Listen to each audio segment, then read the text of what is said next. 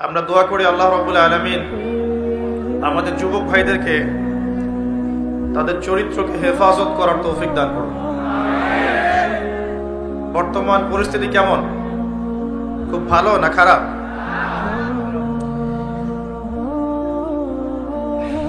রাসূলুল্লাহ সাল্লাল্লাহু আলাইহি ওয়াসাল্লাম একটা অনবদ্য হাদিসের মধ্যে বলছেন,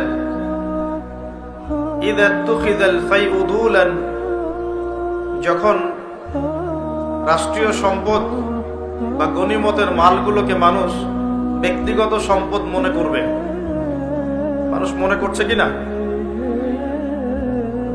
ওয়াল আমানাতু মাগনামান, আমানত রাখা হলে সেটা মানুষ গনিমত মনে করে খেয়ে ফেলবে। ওয়াজ যাকাতু মাগরামান, এবং যাকাত প্রদান করাটাকে মানুষ বোঝা মনে করবে, মানুষ যাকাত প্রদান করতে চাইবে না। চলছে কিনা এমন সমস্যা? ওয়া তুউল্লিমা লিগাইরিদ দ্বীন, ধর্ম বিবর্জিত শিক্ষা ব্যবস্থা চালু হবে। হয়েছে কিনা? মানুষ জ্ঞান অর্জন করবে, কিন্তু জ্ঞান অর্জনের উদ্দেশ্য হবে দুনিয়া। দিন ধর্ম বিবর্জিত শিক্ষা ব্যবস্থা চালু করা হবে। নবীজি আগেই বলেছেন সাল্লাল্লাহু আলাইহি ওয়াসাল্লাম, নবীজি বলছেন যে আতাআ আর-রাজুলু ইমরাতাহ, পরিবারের স্বামী বা কর্তা সে পরিবারের স্ত্রীর আঁচল ধরে থাকবে, তার আনুগত্য করবে। ওয়া আক্কা উম্মাহ, এবং তার মাকে মায়ের সাথে দুর্ব্যবহার করবে, মায়ের হক আদায় করবে না। এমনটা হচ্ছে কিনা? নবীজি বলছেন ওয়াদনা সাদিকাহ, মানুষ তার বন্ধু বান্ধবীদেরকে কাছে টেনে নিবে। ওয়া আকসা আবাহ, এবং তার বাবাকে দূরে ঠেলে দিবে। এমনটা হচ্ছে কিনা? ওয়া শুরিবাতিল খুমর, এবং বেশি বেশি মাদকদ্রব্য সেবন করা হবে। হচ্ছে কিনা? এখনকার যুবকদের অন্যতম প্রধান সমস্যা কি বলেন? মাদকদ্রব্য নয় কি? মাদক। আর মাদকের চেয়ে একটা ভয়াবহ মাদক আছে, মাদকের চাইতেও একটা ভয়াবহ মাদক আছে, তার নাম হচ্ছে পর্নোগ্রাফি। তার নাম কি? পর্নোগ্রাফি, অশ্লীল ছবি দেখা। এটাও একটা মাদক। কারণ বর্তমান বিজ্ঞান বলছে, যখন কোনো ব্যক্তি পর্নে আসক্ত হয় তখন তার মাথা থেকে ডোপামিন নির্গত হয়। কি বের হয়? ডোপামিন। আর যখন কোনো ব্যক্তি মাদকাসক্ত হয় তখনও তার মাথা থেকে ডোপামিনই বের হয়। এটা উত্তেজক, আপনাকে ওই বিষয়টার প্রতি উদ্বুদ্ধ করবে। তো নবী সাল্লাল্লাহু আলাইহি ওয়াসাল্লাম বলেছিলেন অনেক দিন আগেই, প্রায় 1400 বছর আগে, ওয়া শুরিবাতিল খুমর, বেশি বেশি মাদকদ্রব্য সেবন করা হবে। ওয়া যহরাতিল কায়নাত ওয়াল মাআজিফ, এবং প্রচুর নর্তকী গায়িকার প্রচলন ঘটবে। ঘটেছে কিনা? ওয়াল মাআজিফ, এবং বাদ্যযন্ত্রের প্রচলন বেড়ে যাবে। বেড়েছে কিনা? নবীজি অন্য হাদিসে বলেছেন লা ইয়াশরাবান্না আন-নাস মিন হাযিহিল উম্মাল খামর ইউসাম্মুনাহা বিগাইরি ইসমিহা, এই উম্মতের এক অংশের মানুষ মাদকদ্রব্য সেবন করবে, কিন্তু তার নাম রাখবে ভিন্ন। মাদককে মাদক বলবে না, ভিন্ন নামে সম্বোধন করবে। নবীজি বলছেন ইউজাফু আলা রুউসিহিমুল মাআজিফ, মানুষের মাথার উপরে, মাথার কাছে বাদ্যযন্ত্র বাজতে থাকবে। এর ব্যাখ্যা আমরা বুঝতে পারতাম না, এখন বুঝতে পারি। মানুষের মাথার কাছে, কানের ভিতরে কেমন করে বাদ্যযন্ত্র বাজতে পারে? কিভাবে বাজতে পারে? ইয়ারফোন, ব্লুটুথ, সবার কানে কানে, সবাই গান শুনছে, নাউজুবিল্লাহ। বাদ্যযন্ত্র কানের ভিতরে না? নবীজি 1400 বছর আগে বলে গেছেন ইউজাফু আলা রুউসিহিম বিল মাআজিফ, মাথার উপরে, এখানে কানের কাছে, মাথার উপরে বাদ্যযন্ত্র বাজতে থাকবে। নবীজি বলছেন ওয়া যহরাতিল কায়নাত, এই যে গায়িকা নর্তকী, গায়িকা নর্তকীদের সংখ্যা বাড়তে থাকবে। ওয়াল মাআজিফ, বাদ্যযন্ত্র বাড়তে থাকবে। ওয়াল মুগান্নিয়াত, এবং গান গায় যে মহিলা, এদের সংখ্যা বাড়তে থাকবে। বাড়ছে কিনা? বাড়ছে। নবীজি আরো বলেছেন ওয়ালাআনা আখির হাযিহিল উম্মাহ উলাহা, এই উম্মতের শেষের দিকের মানুষেরা প্রথম দিকের মানুষদেরকে গালিগালাজ করবে, করছে কিনা? শেষের দিকের মানুষেরা প্রথম দিকের মানুষদেরকে গালিগালাজ করবে, বলবে ইসলাম তো ওই যুগে চলতো, এই যুগে চলে না। ইসলাম তো ওই যে সেকেলে ধর্ম, মধ্যযুগীয় বর্বর, এই কথাগুলো শোনেন কিনা? উম্মতের শেষের দিকের লোকেরা প্রথম দিকের মানুষদেরকে গালিগালাজ করবে। নবীজি আরো বলছেন যে ওয়াসাদা কবিলুহু ফাসিকুহুম, একটা কওমের সর্দার হবে ওই কওমের সবচেয়ে ফাসিক ব্যক্তি। নাউজুবিল্লাহ। এমনটা হয় কিনা? একটা কওমকে নেতৃত্ব দিবে সেই কওমের সবচেয়ে ফাসিক ব্যক্তি। ফাসিক কে? কে ফাসিক? আল্লাহ পাক ইবলিস সম্পর্কে বলছেন যে ইবলিস আদমকে সিজদা করলো না, সূরা কাহফের মধ্যে। ওয়াইজ কুলনা লিল মালাইকাতি ইসজুদু লিআদম ফাসাজাদু ইল্লা ইবলিস, আমি যখন ফেরেশতাদেরকে বললাম যে আদমকে সিজদা করো, সবাই সিজদা করলো, ইবলিস করলো না। ফাফাসাকা আন আমরি রাব্বি, সে তার রবের আদেশের সাথে ফাসিকি করলো, মানে রবের আদেশ মেনে না চলাটাই ফাসিকি। আর নবীজি বলছেন ওয়াসাদা কবিলুহুম ফাসিকুহুম, একটা কওমের নেতৃত্ব দিবে ফাসিক ব্যক্তি, যে আল্লাহ পাকের হুকুম আহকামের পরোয়া করবে না। ওয়াকানা যাঈমুল কওমি আরযালাহুম, সমাজের সবচেয়ে নিকৃষ্ট মানুষকে কর্তৃত্বের আসন দেওয়া হবে। এগুলো হচ্ছে কিনা সমাজের মধ্যে? আরো বলছেন ওয়াযাহরাতিল আসওয়াতু ফিল মাসাজিদ, মসজিদগুলোর মধ্যে শোরগোল হট্টগোল বেড়ে যাবে, যাচ্ছে কিনা? যখন এমন হবে নবীজি বলছেন ইয়াখসিফুল্লাহু বিহিমুল আরদ, আল্লাহ রাব্বুল আলামিন ওই সম্প্রদায়কে এই ভূমি সহ নিচে ধসিয়ে দিবেন, বলি নাউজুবিল্লাহ। এখন ভূমিধস ভূমিকম্প আসছে কিনা? আরো বলছেন নবী সাল্লাল্লাহু আলাইহি ওয়াসাল্লাম ওয়ায়াজআলুল্লাহু মিনহুমুল কিরাদাতা ওয়াল খানাজির, আল্লাহ রাব্বুল আলামিন তাদের মধ্যে কিছু মানুষকে শুয়োর এবং বানর বানিয়ে দিবেন, বলি নাউজুবিল্লাহ। আর মানুষ কিন্তু বাহ্যিকভাবে বানর হয় না, দেখা যায় ভিতর থেকে বানর হয়ে গেছে, ভিতর থেকেই বানর হয়ে গেছে। ভিতর থেকে বানর মানে কি? বানর হচ্ছে এমন প্রাণী যে পাবলিকলি জেনা করে, পাবলিকলি জেনা করে। বানরের স্বভাবটা আপনাকে বলছি, বানরের স্বভাব কি? প্রাইভেট লাইফ আর পাবলিক লাইফের পার্থক্য বানর বোঝে না। কোন কাজগুলো প্রাইভেট লাইফে করতে হয় আর কোন কাজগুলো পাবলিকলি করতে হয়, এই কমন সেন্সটা বানরের নাই। আমার কথা কি বুঝতে পারছেন? প্রাইভেট লাইফ মানে যে কাজগুলো আমরা ব্যক্তিগত জীবনে করি, গোপন কাজ। আর পাবলিক মানে যে পাবলিকলি আমরা সবাই বসে আছি এখন, পাবলিক লাইফ। তো প্রাইভেট লাইফ আর পাবলিক লাইফের পার্থক্যটা বানর বোঝে না। আর আল্লাহ পাক কি শাস্তি দিবেন? বানর বানিয়ে দিবেন। সত্যি সত্যি কি মানুষ এখনো বানর হয়েছে? কাউকে দেখেছেন যে মানুষ থেকে বানর হয়ে গেছে? এমন কি হয়েছে এখনো? শুধু সূরা বাকারা একটা দলিল আছে, শনিবারের সীমা লঙ্ঘন করার জন্য আল্লাহ পাক বনু ইসরাইলদের একটা দলকে মানুষ থেকে বানর বানিয়ে দিয়েছিলেন। এই একটা দলিল কোরআনে পাওয়া যায়। এই উম্মতের মধ্যে কখনো শুনেছেন উম্মতে মুহাম্মাদের কোনো ব্যক্তি মানুষ থেকে বানর হয়ে গেছে? এটা হতে পারে মানুষ ভিতর থেকে বানর হয়ে যাবে, অর্থাৎ পাবলিক লাইফ আর প্রাইভেট লাইফের পার্থক্য বুঝতে পারবে না। এমনটা হচ্ছে কিনা? মানুষ এখন পাবলিক লাইফ আর প্রাইভেট লাইফটা একাকার করে ফেলছে না? বিয়ে করেছে, স্ত্রীকে দেখবে সে, ভালোবাসবে সে, স্ত্রী সাজবে তার জন্যে, এগুলো সব প্রাইভেট ব্যাপার। এগুলোকে মানুষ পাবলিক করে ঘুরে বেড়াচ্ছে না? বুঝতে পারছেন না মনে হয়? বাসায় শুয়ে আছেন, স্ত্রীর সাথে গল্প করছেন, প্রাইভেট বিষয়। এটাকে ফেসবুকে ছবি তুলে যারা দিল, সে প্রাইভেট লাইফটাকে পাবলিক করে দিল না? মানুষ প্রাইভেট লাইফ আর পাবলিক লাইফের পার্থক্য বুঝতে পারছে না। নবীজি আরো বলছেন ওয়ায়াজআলুল্লাহু মিনহুমুল কিরাদাতা ওয়াল খানাজির, এবং আল্লাহ পাক তাদের মধ্যে কিছু শুয়োরও বানিয়ে দিবেন। কি বানিয়ে দিবেন? শুয়োর কেমন? ওর সামনে ভালো কিছু দিবেন, ভালো কিছু, ফ্রেশ খাবার দেন, ভালো কিছু দেন, টাটকা খাবে না। বাসি পচা নোংরা আবর্জনা তার সামনে দিবেন, খুব মজা করে করে খাবে। এখান থেকে কি বুঝলাম? এক শ্রেণীর মানুষ বের হবে এই উম্মতে, যারা হালাল জিনিস ওদের কাছে ভালো লাগবে না, হারাম ভালো লাগবে। বুঝতে পারছেন না মনে হয়? হালাল খাবার দেন, ভাল লাগে না। হারাম মাদক খেতে হয়, গাঁজা খেতে হয়, ইয়াবা খেতে হয়, ফেন্সিডিল খেতে হয়, না হলে ঘুমিয়ে আসে না। গরুকে চড়াবেন তামাকের মাঠ, তামাক যেখানে চাষ হয়। আমরা ওই যে বান্দরবন ওই এলাকার দিকে প্রোগ্রাম করতে গিয়ে দেখেছিলাম, মানে বিঘার পর বিঘা জমিতে খালি তামাক চাষ হচ্ছে, তামাক। তো ওই জমিগুলোর মধ্যে গরু ছাগল চড়ে না, কারণ গরু ছাগলও জানে যে এগুলো খাওয়ার জিনিস না। বুঝতে পারছেন কথা?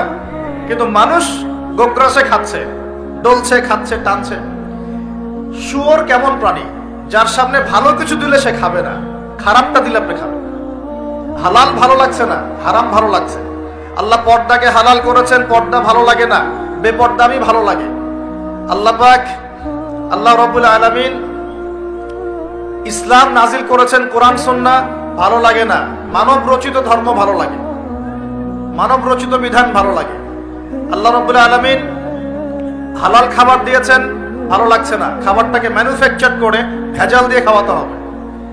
আল্লাহ পাক দিয়েছেন পবিত্র সম্পর্ক, পবিত্র সম্পর্ক ভালো লাগে না, অপবিত্র জেনা ভালো লাগে।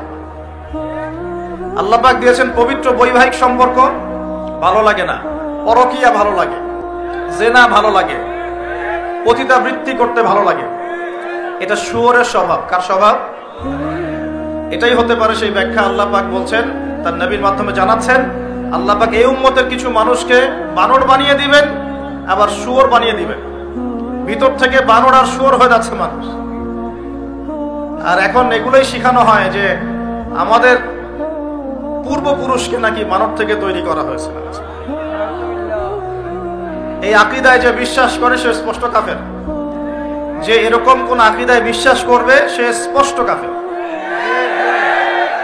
এবং তাকে কেউ কাফের মনে না করলেও সে কাফের। এখানে বড় বড় অনেক ওলামায়ে কেরাম আছেন, আমি আসলে তাদের সামনে কথা বলতে লজ্জা বোধ করছি। আপনারা তাদের কাছ থেকে ফতোয়া জিজ্ঞাসা করেন। কেউ যদি বিশ্বাস করে যে আল্লাহ পাক মানুষকে নিজ হাতে আদম আলাইহিস সালামকে সৃষ্টি করেন নাই, বরং মানুষ বানর থেকে আস্তে আস্তে আস্তে আস্তে মানুষ হয়েছে, এই কথা যদি কেউ বিশ্বাস করে, তাহলে সে ঈমান থাকবে না কুফরি হবে? ঈমান থাকবে? কশ্চিৎ কালেও না। একজনকে চার্জ করা হচ্ছে। অবশ্য এখানে একটা বিষয় আছে, এটা হয়তো সবাই ধরতে পারছে না। এখানে কিন্তু ইস্যু কয়েকটা আছে। একটা হচ্ছে বিবর্তনবাদ, একটা হচ্ছে ইতিহাস বিকৃতি, একটা হচ্ছে সমকামিতা শিক্ষা প্রদান করা, একটা হচ্ছে ইসলামিক যে মুভমেন্ট সেটাকে সবার সামনে নেগেটিভলি উপস্থাপন করা। এরকম কিছু ইস্যু কিন্তু উঠেছে। আমরা কিন্তু ব্যস্ত হয়ে আছি এই বানর আর মানুষ নিয়ে, তাই না? এখানে বানর আর মানুষটা মূল জিনিস না। এই পুরো জিনিসটার মূল বিষয়টা হচ্ছে এমন কিছু প্রবর্তন করার চেষ্টা করা হচ্ছে যেগুলোর উপরে যদি আমাদের প্রজন্ম 10, 20, 30 বছর পড়াশোনা করে, তাহলে 20 বছর পর একটা প্রজন্ম আসবে যারা আল্লাহকেই চিনবে না। এইটা উদ্দেশ্য ছিল, এটা উদ্দেশ্য। আরেকটা বড় উদ্দেশ্য হচ্ছে ইতিহাসকে বিকৃত করা। খেয়াল করে দেখবেন, ফরায়েজি আন্দোলন, হাজী মোহাম্মদ শরীয়তুল্লাহ, তিতুমির, এই যে ইংরেজ বিরোধী বিপ্লবে যারা সর্বোচ্চ নেতৃত্ব দিয়েছিলেন, আলহামদুলিল্লাহ, তাদের নামগুলো আস্তে আস্তে আস্তে আস্তে কিন্তু মুছে ফেলার চেষ্টা করা হচ্ছে। এবং এই জায়গায় কিন্তু এমন কিছু শাসনকে হাইলাইট করা হচ্ছে, যেমন সেন শাসন, খেয়াল করেন নাই? তাদেরকে হাইলাইট করার চেষ্টা করা হচ্ছে, এটা খুব ভালো ছিল। একটা জায়গায় দেখলাম লিখেছে ওইটা নাকি গণতান্ত্রিক ছিল। আমরা প্রশ্ন করতে চাই, ওই সময় গণতন্ত্র ছিল? সেন আর পাল বংশের সময় গণতন্ত্র বলে কিছু ছিল? কি দিয়ে মানুষকে কি শেখাচ্ছে আল্লাহ ভালো জানে। তো শিক্ষা ব্যবস্থার বেহাল দশা। কি দশা? বেহাল দশা। আমাদের সন্তানদের ব্যাপারে যদি আমরা সতর্ক না হই, তাহলে ওই যে নবীজি বললেন, ওয়াতুউল্লিমা লিগাইরিদ্দিন, ভূমিকম্প, আল্লাহর আযাব গজব আসার অন্যতম কারণ হবে ধর্ম বিবর্জিত শিক্ষা চালু করা।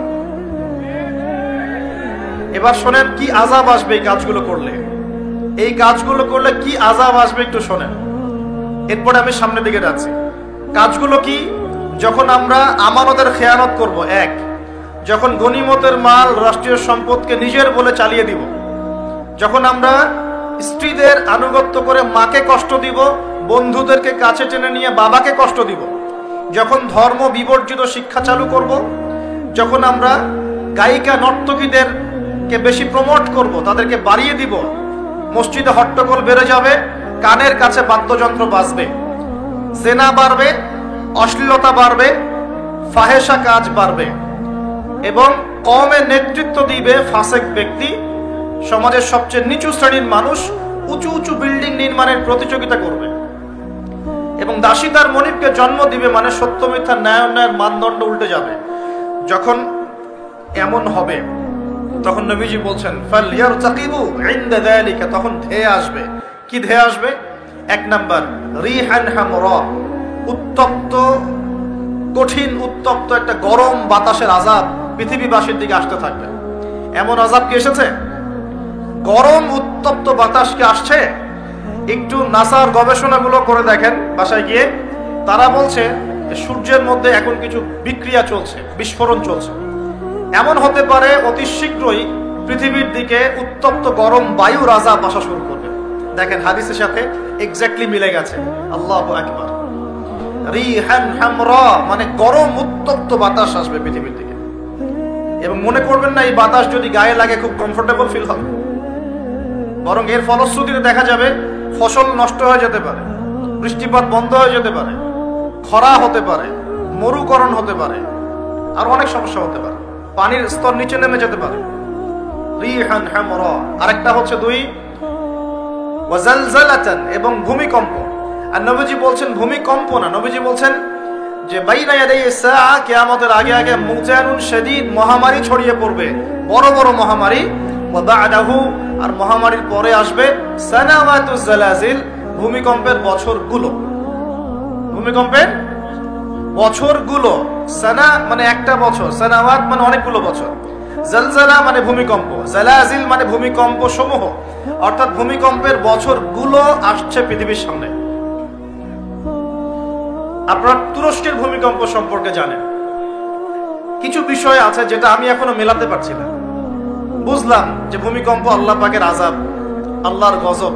কাফের মুশরিক মুনাফিকদের উপর যখন আসে তখন এটা গজব বলেই ধরে নেওয়া যায়, আর যখন মুমিন মুসলিমদের উপরে আসে তখন আমরা মনে করি এটা আমাদের হয়তো পাপের শাস্তি, বা আল্লাহ পাক আমাদেরকে সতর্ক করছেন, অথবা রহমত, এর মধ্য দিয়ে আল্লাহ গুনাহ মাফ করে দিবেন, আমরা এমনটা মনে করি। কিন্তু কিছু পয়েন্টস এখনো মিলাতে পারছি না। 1 মাস আগে নেদারল্যান্ডের একজন বিজ্ঞানী বলেছিলেন যে 1.5 মাসের মধ্যে তুরস্কে একটা ভূমিকম্প হবে। 1 মাস আগে নেদারল্যান্ডের একজন বিজ্ঞানী বলেছিলেন 1.5 মাসের মধ্যে তুরস্কে একটা ভূমিকম্প হতে পারে। কিভাবে সে জানলো বা এস্টিমেট করলো এখনো মেলাতে পারি নাই। 2 নাম্বার প্রশ্ন, সাম্প্রতিক সময় তুরস্ক আর ওই মোস্তফা কামাল আতাতুর্কের সময়কার তুরস্ক এক নয়। অটোমান এম্পায়াররা যখন পরাজিত হয়েছে 1914 থেকে 18-র মধ্যে, এবং ব্রিটেন, যে লন্ডনে যাওয়ার জন্য তোমরা পাগল হয়ে থাকো, তারা সমস্ত জিউসদেরকে নিয়ে এই ফিলিস্তিন ভর্তি করে দিয়েছিল, মনে আছে? এই ফিলিস্তিনে ইহুদিরা আসলো থেকে, কার হাত ধরে আসছে? একা একা আসছে না ব্রিটেনের হাত ধরে আসছে? ব্রিটেনের হাত ধরে আসছে। যেই ব্রিটেনে যাওয়ার জন্য এবং যে লন্ডনের ডলার বা এই পাউন্ড টাউন কি বলে এগুলো আর্ন করার জন্য আপনারা ব্যতিব্যস্ত হয়ে থাকেন আর কি, এবং চুলটাও কাটেন লন্ডন স্টাইলে, একদম বাথরুমের কমোডও সব ইংলিশ ভাষা, একদম কাট পেস্ট আর কি। তো তারা কি করেছিল? তারা পুরো বিশ্বের শোষণ করেছে, জুলুম করেছে, এমনকি আমাদের এই উপমহাদেশেও 200 বছর তারা রাজত্ব করেছে। আমাদেরকে, আমাদের বাপদাদাদেরকে পাছায় লাথি মেরেছিল, ভুলে গেছেন মনে হয়। আর আমরা তো অ্যাকুরিয়ামের মাছের মতো মেমোরি নিয়ে চলি, আমরা আসলে ভুলে যাই যে আগামীকাল কি হয়েছে, মানে গতকাল কি হয়েছে। তো সেখানে যাওয়ার জন্য আমরা খুব ব্যতিব্যস্ত হয়ে থাকি। তো তারা কি করেছিল? তারা অটোমান এম্পায়ারদেরকে সেখান থেকে সরিয়ে দিয়ে সেখানে ওই জায়গাটা জিউসদের জন্য, ইহুদিদের জন্য উন্মুক্ত করে দিয়েছিল বলি, নাউজুবিল্লাহ। ওই জায়গাটা কাদের? এদিকে মনোযোগ দেন। ওই জায়গাটা কাদের? মুসলিমদের না অমুসলিমদের? যে জায়গাটা এখন জিউসরা দখল করে আছে ওই জায়গাটা কি আমাদের না অন্য কারো? কাদের? বাইতুল আকসা, মসজিদুল আকসা কাদের? আমাদের না ওদের? ওটা সরিয়ে ফেলার প্ল্যান হচ্ছে এখন। ওটা সরিয়ে ফেলে ওখানে টেম্পল নির্মাণ করা হবে। এসবের তো আমাদের খবর নাই। আমরা তো ওই যে বললাম না, উঠেন বসেন নিয়ে পড়ে আছে, চা খাওয়া, কফি খাওয়া, হ্যাঁ, আমাদের এইগুলা মজা, আমরা এগুলো নিয়ে পড়ে আছি বেশি। আল্লাহ আমাদেরকে বোঝার তৌফিক দান করুন। আর যারা দিনকে নিয়ে ফিকির করে তাদেরকে এখন কোণঠাসা করে রাখা হচ্ছে, তাই না? যারা দিনকে নিয়ে সত্যিকারেই কিছু ফিকির করে তাদেরকেই জাতির সামনে আজকে খারাপভাবে উপস্থাপন করা হয়েছে। তবে আমি বলবো ধৈর্য ধরেন, কারণ ধৈর্যের চেয়ে উত্তম কোন গুণ আল্লাহ কাউকে দেন নাই। ইনশাআল্লাহ তাআলা ফাইন্না মাআল উসরি ইউসরা, কষ্টের পরেই আসবে কি? স্বস্তি। ইন্না মাআল উসরি ইউসরা, আবারও বলছি কষ্টের পরেই আসবে কি? স্বস্তি। এটা আসবেই। নবীজি বলেছিলেন শেষ জামানায় দুই শ্রেণীর মানুষ আসবে, আমি এদেরকে দেখি নাই। নবীজি দেখেন নাই মানে 1400 বছর আগে ওরা ছিল না। এক শ্রেণী হচ্ছে হাতের মধ্যে মানুষকে মারার কিছু অস্ত্র নিয়ে ঘুরে বেড়াবে, এরা মানুষকে নির্মমভাবে পিটাবে, নির্মমভাবে পিটাবে, নির্মমভাবে মানুষকে পিটাবে। এই শ্রেণীকে আমি দেখিনি, এরা আসবে পরে। হাতে লাঠিওয়ালা সেই গ্রুপ কোনটা জানেন? ওই যে ঘরের মধ্যে ঢুকায় ঢুকায় যে ছেলেগুলোকে মেরে মেরে রাত্রেবেলা মেরে ফেলায়, সেটা গ্রুপে। বিভিন্ন হলে হলে দেখেন না, হকি স্টিক নিয়ে 8-10 জন মিলে এক একটা করে ছেলেকে ডেকে নিয়ে পিটাই পিটাই মেরে ফেলায়, এগুলা সেই ছেলে। এদেরকে যেন জন্ম দিয়েছে ওই বাপের জন্য ধিক্কার, এদেরকে যেন জন্ম দিয়েছে এই বাপের জন্য ধিক্কার। আর এখন এরকম লেডিস গ্রুপও বের হয়েছে, আর মেয়েদেরকেও হলে ডেকে ডেকে পিটানো শুরু করেছে। তোমরা কি মনে করো যে 5 জন 6 জন 10 জন মিলে একজনকে সারা রাত টর্চার করে মেরে ফেলানোর মধ্যে সুপুরুষ? তুমি সুপুরুষ, তুমি অনেক বড় বীর। সাহস থাকলে তুমি একজন মারামারি করে দেখাও না, দেখি তোমার এত বড় সাহস, তাহলে একজন মারামারি করে দেখাও না। আসো রিংয়ের মধ্যে, আসো রিংয়ের মধ্যে আসো, তারপর দেখি তোমার কত শক্তি, আমাদের কত শক্তি। একজন 1-on-1 ব্যাটেলে আসো, খালি হাতে 1-on-1 ব্যাটেলে আসো। 8 জন 10 জন মিলে একটা বুয়েটের ছেলে, একটা মেডিকেলের ছেলে, একটা অমুকের ছেলে, তমুকের ছেলে, বাবা মায়ের স্বপ্ন লালন করা ছেলেগুলোকে ঘরের মধ্যে ঢুকাবা, সারা রাত পিটায় মেরে ফেলবা, এটাকে তোমরা সাফল্য মনে করো, বীরত্ব মনে করো? এই ছেলেগুলোকে জন্ম দিয়েছে যে পিতা মাতায়, এদের জন্য ধিক্কার আমার পক্ষ থেকে। আপনারা এইসব সন্তান জন্ম দিতে গেলেন কেন? খিদির আলাইহিস সালাম বেঁচে থাকলে ছোটবেলায় মেরে ফেলতো এদেরকে। ওই যে খিদির আলাইহিস সালাম ছোটবেলায় একটা বাচ্চাকে মেরে ফেলছিলেন না? মুসা আলাইহিস সালাম বলেছিলেন যে একটা বাচ্চাকে কেন মেরে ফেললেন? তখন খিদির আলাইহিস সালাম বলেছিলেন এই ছেলেটা যদি বড় হয়, বড় হলে অনেক বড় কাফের হবে। আল্লাহ আগে জানিয়ে দিয়েছেন, এই জন্য আগে মেরে দিয়েছে। এই বাচ্চাগুলোকে নিতে গেলেন কেন? কোন রকম লজ্জাবোধ নাই, চক্ষু লজ্জা নাই। এরপর যখন আইন শৃঙ্খলা বাহিনী এদেরকে অ্যারেস্ট করে নিয়ে যায়, বীরের মতো হাসতে হাসতে চলে যায়। ও জানে যে আমার কোনো সমস্যা হবে না, ফাঁক ফোকর দিয়ে বেরিয়ে চলে আসবে। তোমরা এগুলোকে বীরত্ব মনে করো, তোমরা বীরত্ব মনে করো, সুপুরুষ হয়ে গেছো তোমরা। এতই যদি ক্ষমতা থাকে, সাহস থাকে, তো একজন মারামারি করো না কেন? 1-on-1 ব্যাটেল আসো, তারপর দেখো কে জিতে কে হারে। 10 জন মিলে একজনকে পিটাবা, মনে করছো বড় বীর হয়ে গেছো। এখন 10টা মেয়ে মিলে একটা মেয়েকেও পিটাচ্ছে, সুবহানাল্লাহ। তা আবার ইসলামিক বিশ্ববিদ্যালয়ের মধ্যে। এই বিশ্ববিদ্যালয়ের নাম ইসলামিক কে দিল? এটা ইসলাম? একটা মেয়েকে আপনি ঘরের মধ্যে ঢুকায় সারা রাত পিটাবেন, মেয়েটা কাঁদতে কাঁদতে বলছে আমার পায়জামা পর্যন্ত খুলে ফেলেছে টান দিয়ে। আরে তোর মায়ের পায়জামাকে খুলে ফেললে তোর কেমন লাগবে? তোর বোনের পায়জামাকে খুলে ফেললে তোর কেমন লাগবে? কোন সাহসে তুই একটা মেয়ের পায়জামায় হাত দিস? এত বড় সাহস! আর এদেরকে আমরা তোলা করে মানুষ করি। আইন শৃঙ্খলা বাহিনী আপনারা কি করেন? ইনস্ট্যান্ট কোর্ট বসে ফাঁসি দিয়ে দিবেন এদেরকে। আল্লাহর কসম করে বলছি, যদি কোনোদিন এরকম ক্ষমতা আমাদের কাছে আসতো, দিন বিচার করে দেখিয়ে দিতাম ইনশাআল্লাহ। ফাইজলামি শুরু কর সারা দেশব্যাপী ফাইজলামি শুরু করে দিয়েছে একেবারে নির্মম ভাবে, অহেতুক ভাবে। এই যে অসহায় মানুষগুলোকে, ছাত্র পড়তে গিয়েছে, বাবা মার স্বপ্ন লালন করা ছাত্র, ছেলেটা ইঞ্জিনিয়ার হবে, ছেলেটা মেডিকেল সায়েন্সে পড়ে বড় একজন ডক্টর হবে, পিটায় মেরে ফেলে দিল তাকে। এত বড় সাহস! আর আমরা কিছুই বলতে পারলাম না, কিছু করলাম না। কি একটা অবস্থা চলছে! এগুলো যখন চলতে থাকবে একটা কওমের মধ্যে, আপনার মনে হয় যে আল্লাহর পক্ষ থেকে রহমত নেমে আসবে? লা ইলাহা ইল্লাল্লাহ বলা একজন মানুষ যদি বেঁচে থাকে, ওই একজন মানুষের সম্মানে আল্লাহ পাক কিয়ামত দিবেন ইনশাআল্লাহ। সে একজন মানুষকে এভাবে নির্মমভাবে পিটিয়ে মেরে ফেলো তোমরা। এখন মানুষকে পেটানো শুরু করেছো। নবী সাল্লাল্লাহু আলাইহি ওয়াসাল্লাম শেষ জামানার হাদিস সম্পর্কে বলেছিলেন যে আমি এক শ্রেণীর মানুষকে দেখি নাই যারা আসবে, মানুষকে নির্মমভাবে মারবে, নির্মমভাবে মানুষকে পিটিয়ে মারবে। আর কোরআন খুলে দেখেন, একটা জাতির কথা আল্লাহ পাক বলেছেন। এই জাতির নাম হচ্ছে আদ জাতি। কোন জাতি ভাই? এই আদ জাতিকে আল্লাহ পাক ধ্বংস করেছিলেন ঝড় দিয়ে, ঝড় দিয়ে। আল্লাহ পাক এই কওম সম্পর্কে বলেছেন ওয়াইদা বাতাসতুম জাব্বারিন, ওরা শিরক কুফর তো করতোই, কিন্তু এর পাশাপাশি একটা বড় পাপ করতো। ওই পাপটা হচ্ছে এরা যখন মানুষকে পেত পিটিয়ে মেরে ফেলতো, নির্মমভাবে পিটিয়ে মেরে ফেলতো। এই আজ জাতির পাপ তোমরা করা শুরু করেছো। এখন আমাদের শহরে এগুলো চলছে না? এখন দিনে দুপুরে রাস্তাঘাটে এগুলো চলছে। শিক্ষা প্রতিষ্ঠানে গিয়ে এগুলা মাস্তানি করতে গিয়েছো তোমরা। আবার তোমরা মাহফিল করে আমাকে ডাকো ওয়াজ নসিহত করতে। আমার সাথে এগুলোর কোনো সম্পর্ক নেই। আর আমার কাছে তোমরা ভালো কিছু পাবো না। আমার কাছে ইনশাল্লাহ হকটাই পাবো, বাতিল পাবো না ইনশাল্লাহ। আমার ভাই হয়ে যদি এই কাজ করো, আমি তোমার চেহারা পর্যন্ত দেখতে যাবো না ইনশাআল্লাহ। আল্লাহ রাব্বুল আলামিন আমাদেরকে উমরের শাসন দান করুন বলে আমি। একটা মাস উমরের শাসন যদি চলে না, দেখবেন সব লাইনে চলে আসছে ইনশাআল্লাহ। একটা মাস খালি, একটা মাস খালি ধর্ষণের বিচার করা শুরু করেন, ধর্ষণ করার সাহস খুঁজে পাবেন ইনশাআল্লাহ। ওয়াজ মাহফিলগুলোকে দিনের এই পবিত্র আমানতগুলোকে অনেক জায়গায় ঠাট্টা মশকরার পাত্র বানানো হয়েছে। কোথাও দেখা যায় যে ওয়াজ মাহফিল সিজনে যে বললাম ডিজে জিকির চালু করা হয়েছে। ফাইজলামি শুরু করছো দিন নিয়ে, তোমরা ফাইজলামি শুরু করছো।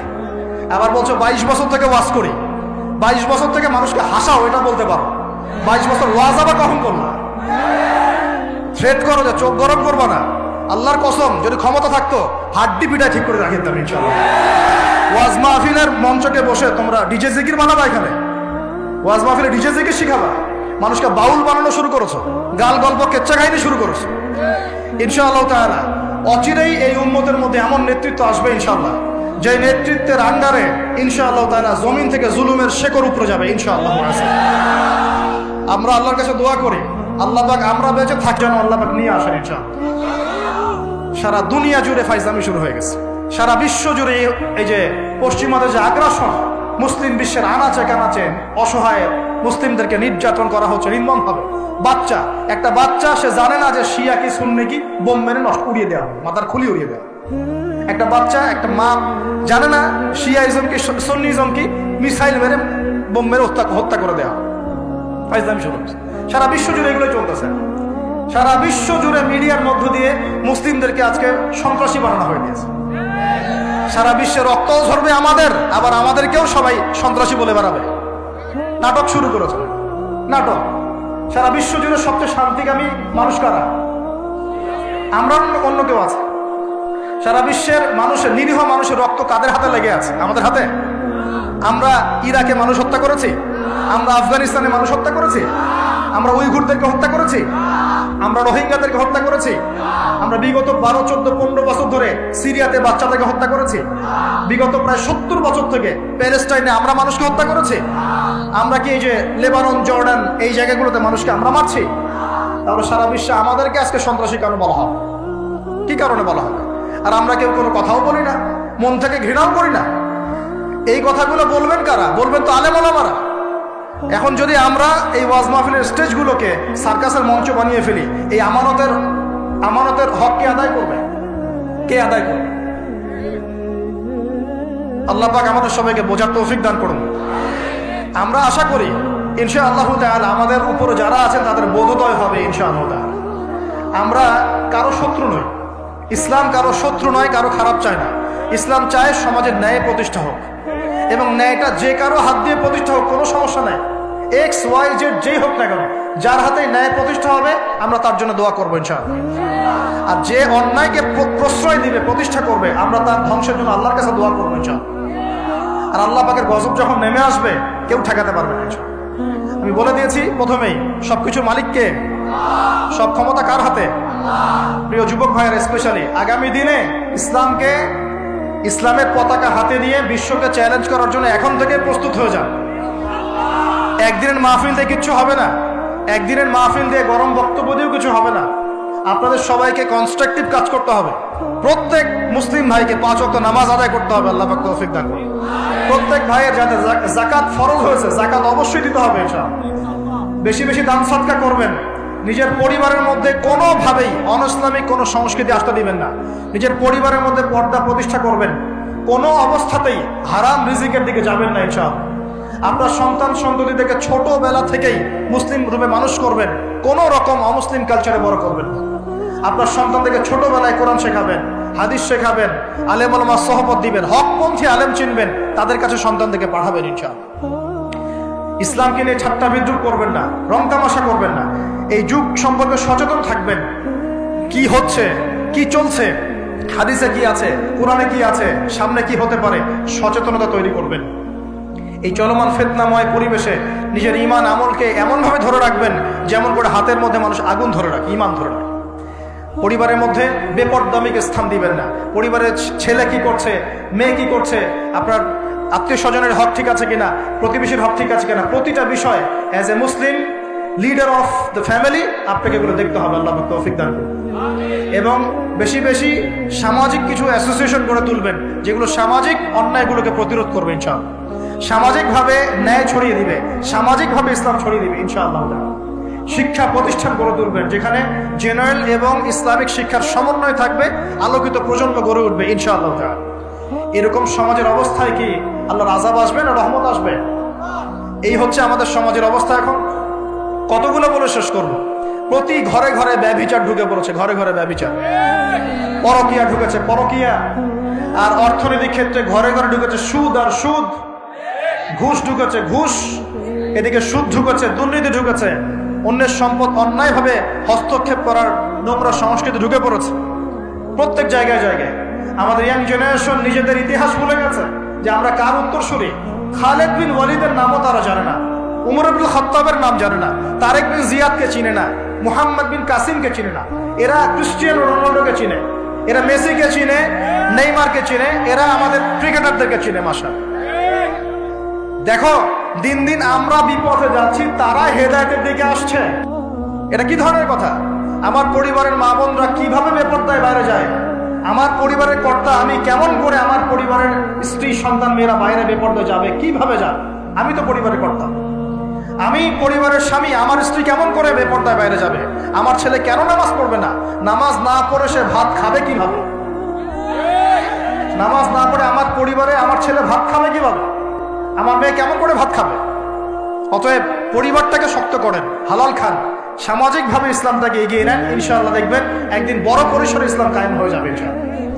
আর আমরা কারোর জন্য বদদোয়া করবো না, আমরা দোয়া করবো আল্লাহ পাক যেন ঊর্ধ্বতন কর্তৃপক্ষ সবাইকে হেদায়েত দান করে এবং অন্যায়ের বিরুদ্ধে দাঁড়ানোর তৌফিক দান করে এবং তাদের হাতে হলেও আল্লাহ পাক যেন ন্যায় প্রতিষ্ঠা করার তৌফিক দান করে। আর ন্যায় কোনটা অন্যায় এগুলো এসব প্রোটেস্ট্যান্ট মুসলিমরা আপনাদেরকে শেখাতে পারবে না। যারা ইসলাম, কোরআন, সুন্নাহ, সমকালীন বিশ্ব ইতিহাস, অর্থনীতি, সংস্কৃতি, দেশীয় কালচার সব সম্পর্কে জ্ঞান রাখে, এই মানুষরা আপনাকে বলতে পারবে কোনটা সত্য, কোনটা মিথ্যা, কোনটা হক, কোনটা বাতিল। একজন কবর পূজারী আপনাকে কি হেদায়েত দিবে? একজন মাজার পূজারী আপনাকে কি হেদায়েত দিবে? একজন বেদাতি আপনাকে কি হেদায়েত দিবে? হেদায়েত তো নিতে যান খালি ওদের কাছে, আর জ্ঞানী মানুষকে তো মূল্যায়ন করে না। যারা বুদ্ধি বিক্রি করে খায় ওদের কাছে পরামর্শ নিচ্ছেন। আর কিছু বিষয় বলতে বলতে মুখের ফেনা উঠিয়ে দিলাম, তারপরেও কোনোদিনও বললেন না যে হ্যাঁ কথাটা গ্রহণ করা যায়। কি আশ্চর্য! যখন একটা সমাজের মধ্যে এই পাপগুলো ছড়িয়ে পড়বে তখন আল্লাহ পাকের গজব আসবে, এটা আসবেই। কিভাবে প্রতিরোধ করার কোনো সুযোগই নাই, আপনাকে প্রতিকারও করার কোনো সুযোগ নাই। তওবা করে আল্লাহর কাছে ফিরে আসতে হবে, এটাই সলিউশন। এই যে আমরা শহরের কথাই বলছিলাম, আমাদের সমাজের অন্যতম বড় একটা কিয়ামতের আলামত হচ্ছে উঁচু উঁচু বিল্ডিং নির্মাণের প্রতিযোগিতা। নবীজি জীবনের শেষের দিকে যে হাদিসগুলো বলেছেন, শেষের দিকে, তার মধ্যে কিয়ামতের বড় দুইটা আলামত বলেছেন। তার মধ্যে একটা হচ্ছে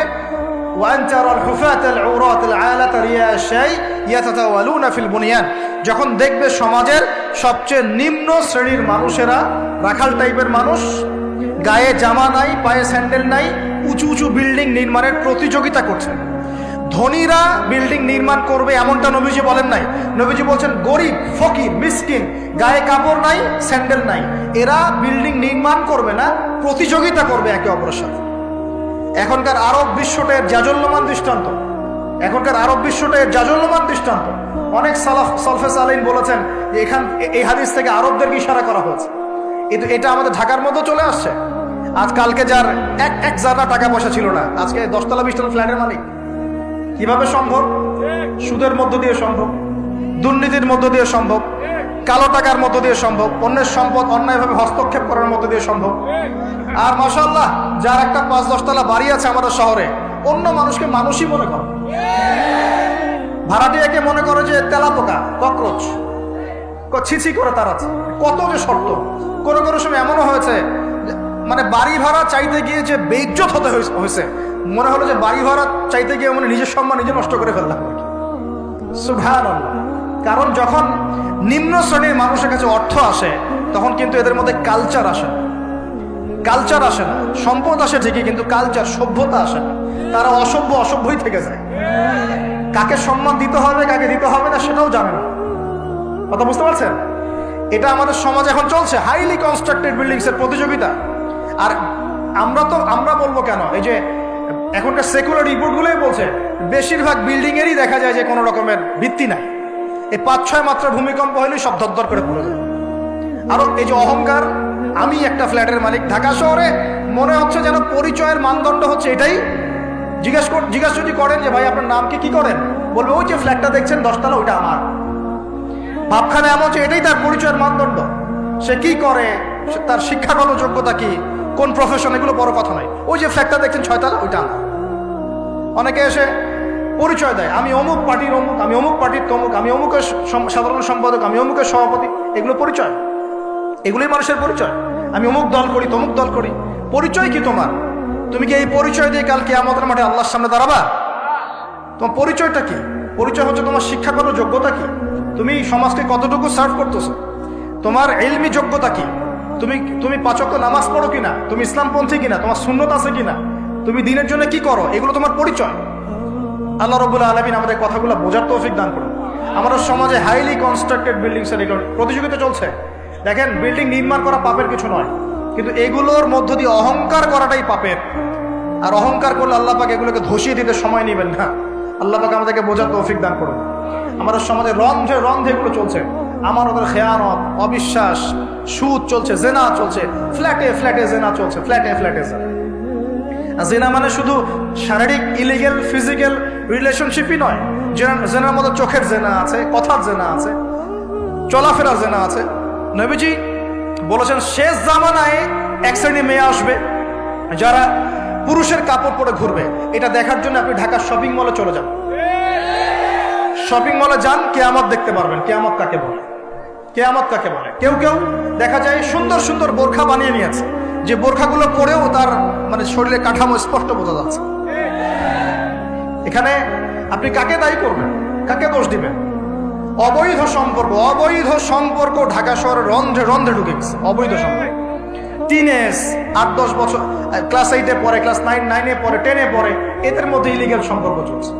ইউনিভার্সিটিতে পড়ে, স্কুল কলেজ পাশ করে বিশ্ববিদ্যালয়ে গিয়েছে, ব্যাস ও মনে হয় যে একেবারে পাখা ওর গজায় গেছে, যা ইচ্ছে তাই করতে হবে। মেয়েকে দিয়েছেন একটা স্মার্টফোন, ব্যাস নষ্ট হয়ে গেছে। ছেলেকে দিয়েছেন একটা বাইক, ও দেখ মাদকের আসরে বসে আছে। কি একটা অবস্থা! এই যুব সমাজ কি আগামী দিনে ইসলামের পতাকা বহন করবে? এই যুব সমাজকে দিয়ে ইসলামের বিজয় লাভ হবে, নাকি আমাদের একটা ঈমান দীপ্ত যুব সমাজ দরকার? কোনটা? আল্লাহ পাক আমাদের সবাইকে আল্লাহর পক্ষ থেকে ঈমান দান করুন। আর আমি আর লম্বা করতে থাকলে সারা রাত যাবে গা।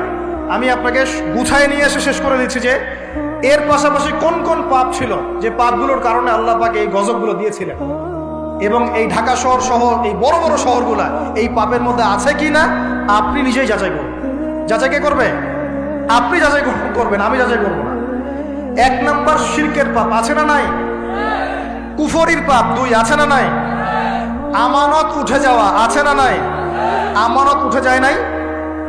কেএফসিতে যান, মরা মুরগি খাবেন, আমানত উঠে গেছে। মসজিদ থেকে শুরু করে উপর লেভেল পর্যন্ত কোন জায়গায় আমানত আছে?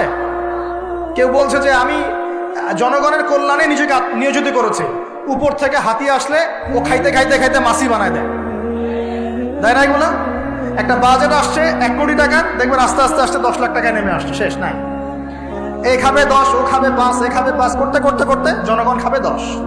তা আমানত উঠে যায় নাই সমাজ থেকে? 3 নাম্বার আমানত উঠে যাবে। 4 বিশ্বাস উঠে যাবে। বিশ্বাস উঠে গেছে না? বাবাও ছেলেকে বিশ্বাস করতে পারে না, এখন স্বামী স্ত্রীকে বিশ্বাস করতে পারে। মনে রাখবেন, একটা সমাজে যদি বিশ্বাস না থাকে একের প্রতি অন্যের, এই সমাজের মধ্যে কখনো শান্তি আসবে? আসবে? আসবে না। আপনি পরিবারেই শান্তি পাবেন না, সমাজ তো দূরের কথা। এবার আসেন 5 নাম্বার হচ্ছে মাপে কম দেওয়া। মাপে কি ভাই? এই মাপে কম দেওয়াটা আমাদের সমাজে পাপের মধ্যে নাই।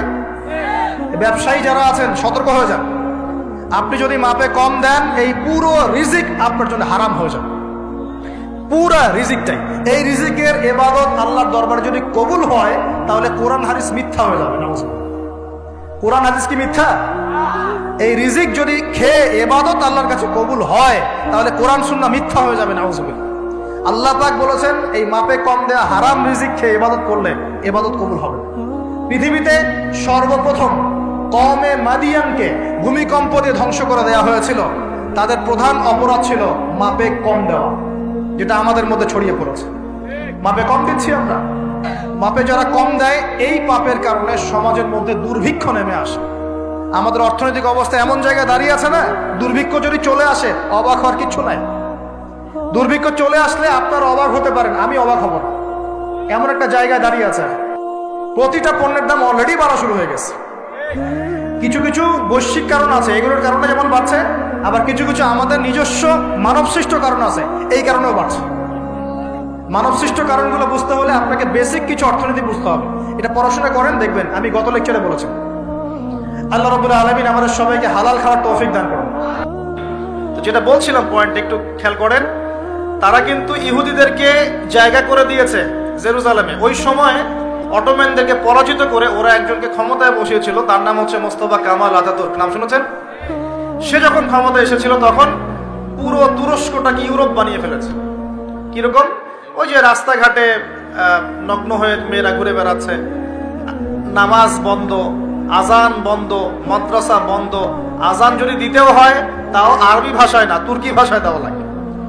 আপনারা জানেন কিনা, ওই সময় সব মাদ্রাসা বন্ধ করে দেওয়া হয়েছে, মসজিদগুলো তালা মেরে দেওয়া হয়েছিল। দিন শিখা যাবে না, দাড়ি রাখা যাবে না, মানে একদম জিরো টলারেন্স। ইসলামের এগেনস্টে একদম জিরো টলারেন্স। কার যুগে? মোস্তফা কামাল আতাতুর্কের যুগে। এই তুরস্ক কিন্তু আগের তুরস্কের মতো নয়। বিগত 15 থেকে 20 বছরে সে কিন্তু মাশাআল্লাহ ইসলামের কল্যাণে কাজ করার চেষ্টা করছে। আমরা জানি সে ন্যাটোর মধ্যে আছে, আমরা জানি রাশিয়ার সাথে তার একটা বন্ড আছে, আমরা জানি যে সিরিয়া ওয়ারের মধ্যে সে কিছু ভূমিকা রেখেছে। অনেক নেগেটিভ বিষয় আছে, এটা আপনি বলতে পারেন, ঠিক আছে, আমি মানি, বিকজ আমি ওয়ার্ল্ড অ্যাফেয়ার্সের একজন ছাত্র।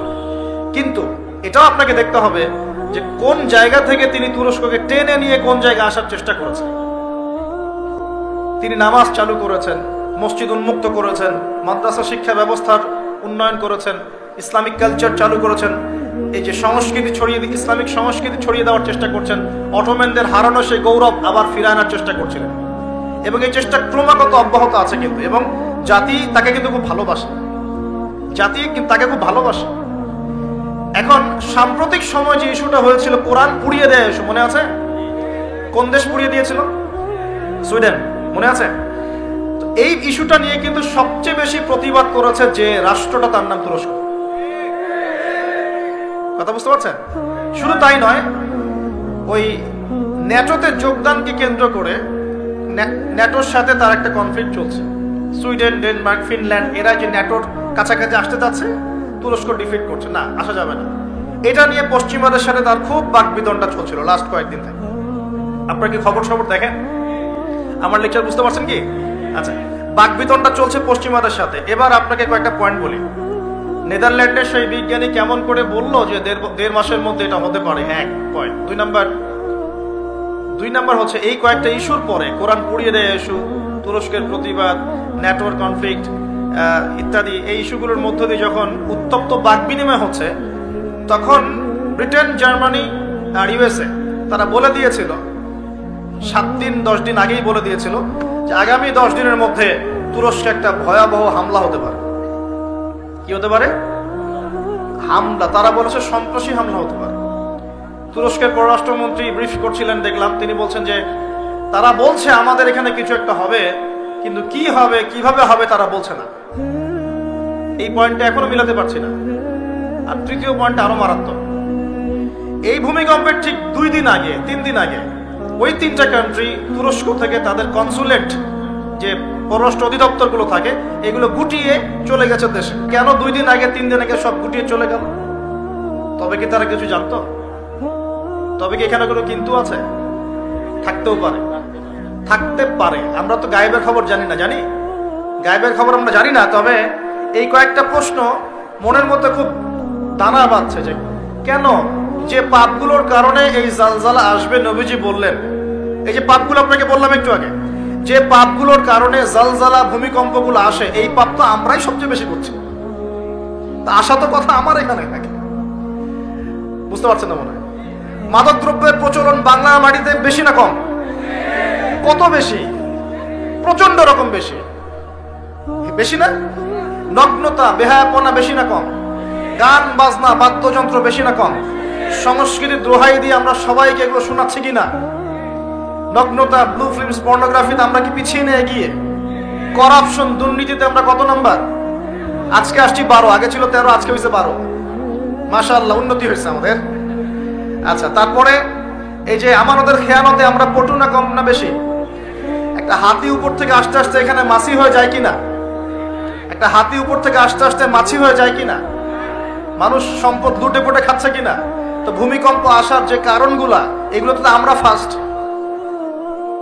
তাহলে ওখানে এত বড় আযাব কেন? এটা প্রশ্ন না? আল্লাহ পাক উত্তর ভালো জানেন। তবে হতে পারে এটা পুরো মুসলিমদের জন্য একটা শিক্ষা। যদি তোমরা সতর্ক না হও তাহলে তোমাদের কাছেও কিন্তু এই আযাব আসবে। আর ওই বিজ্ঞানী, যে বিজ্ঞানীর কথা বললাম, তার ব্যাপারে আজকে রিসার্চ করতে গিয়ে দেখলাম সে আরো একটা নিউজ দিয়েছে। সে বলেছে যে খুব সাম্প্রতিক সময়ে, অদূর ভবিষ্যতে, সে বলছে যে চায়না, পাকিস্তান, বাংলাদেশ, আফগানিস্তান, এই পুরো কন্টিনেন্টে আর একটা ভয়াবহ ভূমিকম্প হতে যাচ্ছে। দুটো প্রশ্ন করবো, সে কেমন করে এস্টিমেট করতে পারে আর তার কথা ফলতেছে কিভাবে? তবে সায়েন্স বলছে এবং কোরআন হাদিস থেকে আমরা এটাও দেখছি যে হ্যাঁ, ভূমিকম্প যে পাপের কারণে আসে, এই পাপগুলো আমরা কিন্তু করছি, কম বেশি সবাই করছি। আর 2 নাম্বার হচ্ছে যে টেকটনিক প্লেটের কথাগুলো বলা হয় বা এই যে ফ্রন্ট লাইনগুলোর কথা বলা হয়, এগুলো কিন্তু আমাদের দেশ পাকিস্তান, আফগানিস্তান, চায়নার দিকে আছে, মায়ানমারের দিকে আছে। আর এটা হাদিস থেকে আমি জানি কিয়ামতের আগে আগে 3টা বড় বড় ভূমিকম্প হবে। কয়টা ভাই? 3টা। এই কিয়ামতের 10টা বড় আলামতের মধ্যে এই 3টা হচ্ছে অন্যতম। নবীজি বলেছেন, একটা হচ্ছে পৃথিবীর পূর্ব দিকে, যেখানে আমরা বসবাস করি, Bangladesh, Pakistan, Sri Lanka, India, Myanmar, Indonesia, Malaysia, এই পূর্ব দিক, এদিকে একটা ভূমিধস হবে। একটা হলো পৃথিবীর পশ্চিমে, মানে ওই যে পশ্চিমা সভ্যতা, যেখানে যাওয়ার জন্য আপনি ব্যতিব্যস্ত হয়ে আছেন। আর 3 নাম্বার হচ্ছে পৃথিবীর মাঝখানে, জাজিরাতুল আরাবিয়া, আরাবিক পেনিনসুলার মধ্যে একটা ভূমিকম্প হতে পারে। এই 3টা হবেই, রাসূল সাল্লাল্লাহু আলাইহি ওয়াসাল্লাম বলেছেন। আর তিনি আরো বলে গেলেন, বা'দাহু সানাওয়াতুজ জালাজিল, মহামারীর পরে আসবে ভূমিকম্পের বছরগুলো। এই পুরো বিষয়গুলো একত্রিত করলে আমাদের সচেতন হওয়ার দরকার আছে কি নাই? এখন কি আমরা সবাই 20-30 তলা বিল্ডিং বানানো শুরু করব? সচেতন মানে কি? আমরা কি আশ্রয় কেন্দ্র বেশি বেশি বানানো শুরু করব? আমরা আরো ওই যে কিছু কিছু সিমেন্টের অ্যাড দেখায়, এই সিমেন্টে বাড়ি বানালে ভূমিকম্পেও কাঁপবে না, এগুলো করব আমরা? নাকি সর্বপ্রথম কি প্রয়োজন? আধ্যাত্মিক পবিত্রতা প্রয়োজন, তাজকিয়া প্রয়োজন। আল্লাহ পাক আমাদের সবাইকে তওবা করে ফিরে আসার তৌফিক দান। একই সাথে পশ্চিমাদের সমস্ত ষড়যন্ত্রের ব্যাপারে চোখ কান খোলা রাখার তৌফিক দান। দুটোই দরকার আছে, আছে কি নাই? দুটোই দরকার আছে। আপনারা বাসায় গিয়ে একটা প্রযুক্তি সম্পর্কে পড়াশোনা করেন, আমি আর কিছু বলে দিব না পাবলিকলি। প্রযুক্তিটার নাম হচ্ছে হার্প, HAARP, হার্প। এই প্রযুক্তি কি, কেন, এর দিয়ে কি করা যায় না করা যায়, এটা নিয়ে একটু বাসায় গিয়ে পড়াশোনা করে দেখেন, মনে থাকবে? HAARP, হার্প, মনে থাকবে? এখনই গুগল সার্চ করে দেখে দেন, বাসায় গিয়ে পড়াশোনা করে দেন কি জিনিস, এটা কি করা যায় এটা দিয়ে। আপনাকে বলে দেই, দাজ্জাল কিন্তু জলবায়ু নিয়ন্ত্রণ করাও শুরু করবে, কেন সে পুরো বিশ্বটা শাসন করবে। দাজ্জাল বৃষ্টি দিতে পারবে, দুর্ভিক্ষ দিতে পারবে, প্রোগ্রেসও দিতে পারবে। 40 দিন সে বিশ্বকে শাসন করবে, যার প্রথম দিনটা হবে 1 বছরের সমান, দ্বিতীয় দিনটা হবে 1 মাসের সমান, তৃতীয় দিনটা হবে 1 সপ্তাহের সমান, বাকি দিনগুলো হবে আমাদের দিনের মতোই। প্রত্যেক ভূমিকম্পেই পৃথিবীর আর্নিক গতির পরিবর্তন হচ্ছে। সায়েন্টিস্টরা এখন বলছেন পৃথিবীর ভিতরে ইনার কোর বলে যে জায়গাটা আছে, এটা এখন উল্টা দিকে ঘোরা শুরু করেছে। তো একদিন যে 1 বছরের সমান হবে, এই বিষয়ে আমার কোনো সন্দেহ নাই। মহাবিশ্বে এমন কিছু একটা হবে যাতে করে পৃথিবীর আর্নিক গতির মধ্যে পরিবর্তন আসবেই। না হলে নবী সাল্লাল্লাহু আলাইহি ওয়াসাল্লাম বলতেন না প্রথম দিনটা হবে 1 বছরের সমান। সাহাবীরাও প্রশ্ন করছেন, ইয়া রাসূলুল্লাহ সাল্লাল্লাহু আলাইহি ওয়াসাল্লাম, আমরা তখন কিভাবে নামাজ পড়ব? নবীজি বললেন, তোমরা অনুমান করে হিসেব করে নামাজ পড়ে নিবে। মনে করেন যদি এখন সূর্য আর না ওঠে, তাহলে কি আমরা একটা টাইম বের করে করে নামাজ পড়তে পারবো না? মনে করেন সকালে সূর্য উঠেছে আর রাত হচ্ছে না, আটকে গেছে পৃথিবী, তাহলে কি টাইম হিসেব করে করে নামাজ পড়তে পারবো কিনা? নবীজি এই পরামর্শ দিচ্ছিলেন যে তোমরা সময় হিসেব করে নামাজ পড়ে নেবে। দ্বিতীয় দিনটা হবে 1 মাসের সমান, আর তৃতীয় দিনটা হবে 1 সপ্তাহের সমান। এবং সে এই পৃথিবীটাকে শাসন করবেই। এবং নবীজি একটা হাদিসে বলছেন, পৃথিবীর মক্কা মদিনা বাদ দিয়ে এমন কোন জায়গা নাই যেখানে সে বিচরণ করবে না। সরফে সালাহিন বলছেন তার বিচরণ দুভাগেও হতে পারে। 1, সে নিজে বিচরণ করবে, আল্লাহ তাকে সেই ক্ষমতা দিবেন, অথবা সে প্রত্যেকটা জায়গায় তার অনুসারী তৈরি করবে যারা তার হয়ে কাজ করবে। দুটো ব্যাখ্যাই যৌক্তিক না? একজন ব্যক্তি কি একা একাই বিশ্বকে শাসন করতে পারে, নাকি তার কোনো ফলোয়ার্স লাগবে? ফলোয়ার্স লাগবে না? এখানে তার ফলোয়ার্স কারা? নবীজি বলছেন ইস্পাহানের 70,000 ইহুদি তাকে ফলো করবে। কত হাজার? 70,000। আর আপনাদেরকে জানিয়ে রাখি, তাদের ধর্মগ্রন্থে একটা ধোঁকা আছে। কি ধোঁকাবাজি? তারা মনে করে যে তাদের একজন মাসিহ আসবে। কে আসবে? মাসিহ মানে ত্রাণকর্তা, উদ্ধারকারী, যে আসলে তারা বিশ্বকে শাসন করবে। কারা এমনটা মনে করে? ইহুদিরা মনে করে। তারা মনে করে তাদের একজন মাসিহ আসবে, তারা যখন আসবে তখন তারা বিশ্বটাকে শাসন করা শুরু করবে। আস্তে আস্তে কি তারা বিশ্ব শাসন করছে কিনা বলেন? ধীরে ধীরে কি তারা বিশ্বের শাসন ক্ষমতার দিকে এসেছে কি আসে নাই? আসছে। যদি আপনি পড়াশোনা করেন তাহলে দেখবেন বিশ্বের বড় বড় ডিপার্টমেন্টগুলো, for example geopolitics, political system, economics, finance, media, প্রযুক্তি, এই যে বড় বড় ডিপার্টমেন্টগুলো আছে, এগুলো কিন্তু মোটামুটি ভাবে তারা শাসন করা শুরু করেছে। শুধু প্রকাশ্যে এসে ঘোষণা দেওয়া বাকি আছে। এটাও অচিরেই হবে, এটা আমরা বিশ্বাস করি। কারণ এটা না আসা পর্যন্ত তো ঈসা আলাইহিস সালাম আসছেন না। দাজ্জাল যখন শাসন না করছেন তার আগ পর্যন্ত কিন্তু ঈসা আলাইহিস সালাম পৃথিবীতে আসবেন না। দাজ্জালের শাসনকে ধসিয়ে দেওয়ার জন্য, শেকড় থেকে উপড়ে ফেলার জন্যই আল্লাহ রাব্বুল আলামিন নবী ঈসা আলাইহিস সালামকে আবার পাঠাবেন ইনশাআল্লাহ। তার মানে সময়গুলোর দিকে যাবে। কে হবে সে? নবী সাল্লাল্লাহু আলাইহি ওয়াসাল্লাম বলেছেন সে হবে একজন ইহুদি যুবক। কি যুবক? ইহুদি যুবক, যার কোকড়ানো চুল থাকবে, শারীরিক শক্তি অনেক বেশি হবে, এবং কপালে স্পষ্ট করে লেখা থাকবে কাফ ফা এবং র। তার এক চোখ হবে অন্ধ, ঠিক আঙ্গুরের মতো ফোলা, সেটা হবে বাম চোখ। তাকে আল্লাহ পাক ক্ষমতা দিবেন, অলৌকিক কিছু ক্ষমতা দিবেন, এবং সে পৃথিবীতে এসে নিজেকে খোদা দাবি করবে। যারা তাকে মেনে নিবে সে তাদেরকে জান্নাতে ঢোকাবে, আর তার জান্নাত মানেই জাহান্নাম। আর যে তাকে অনুসরণ করবে না তাকে সে জাহান্নামে ঢোকাবে, তার জাহান্নাম মানেই জান্নাত। সুবহানাল্লাহ। এমনও এসেছে একজন তরুণ যুবক তার সামনে পড়ে যাবে। যুবকরা ভালো করে শোনেন, একজন তরুণ যুবক তার সামনে পড়ে যাবে এবং সে যুবকটাকে ধরে বলবে, তুমি কি বিশ্বাস করো যে আমি আল্লাহ? সেই যুবক বলবে, না, আমি বিশ্বাস করি মুহাম্মদ সাল্লাল্লাহু আলাইহি ওয়াসাল্লামের রব হচ্ছেন আল্লাহ। তখন দাজ্জাল তাকে হত্যা করবে কিভাবে? তার পা দুটোকে ধরে এইভাবে চিরে ফেলে দিবে, এবং একটা অংশ একদিকে নিক্ষেপ করবে, আর একটা অংশ আরেক দিকে নিক্ষেপ করবে। এরপরে দাজ্জাল হুকুম করবে এই ডেড বডিকে জীবিত হয়ে যাও। দাজ্জালের হুকুমে এই ডেড বডি জীবিত হয়ে যাবে। ফিতনা, পরীক্ষা, আল্লাহ পাকে পরীক্ষা করবে। তারপরে সে তাকে জীবিত করে বলবে, আমি তোমাকে মৃত্যু দিলাম, আবার জীবিত করলাম, এখন বিশ্বাস হলো যে আমি আল্লাহ? তখন সেই যুবক বলবে, এখন আমার পূর্ণ বিশ্বাস হলো যে তুই দাজ্জাল। কারণ আমি হাদিসে পড়েছি, আমি জানি যে দাজ্জাল এক যুবককে এভাবে হত্যা করবে, কিন্তু আমি এটা জানতাম না এই যুবক আমি নিজেই। যুবক ভাইরা, ঈমান সবচেয়ে বড় শক্তি। ঈমানই সবকিছু, আমলই সবকিছু, ইসলামই সবকিছু। আমরা যেগুলোর পিছনে ছুটছি, মেয়ে, গার্লফ্রেন্ড, পর্নোগ্রাফি, ফ্রি মিক্সিং, হ্যাঁ, অহেতুক কিছু সময় নষ্ট করা, মারামারির মধ্যে লিপ্ত হওয়া, কিশোর গ্যাং, ড্রাগ অ্যাডিকশন, এগুলো সব ধোঁকাবাজি।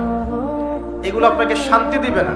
আপনাকে শান্তি দিবে দুটো জিনিস, এক হচ্ছে 5 ওয়াক্ত সালাত, আর 2 নাম্বার হচ্ছে আল্লাহ রাব্বুল আলামিনের কোরআনুল কারীম। ইনশাআল্লাহ নিয়াত করতে পারি তো ইনশাআল্লাহ 5 ওয়াক্ত নামাজ পড়বো জামাতে,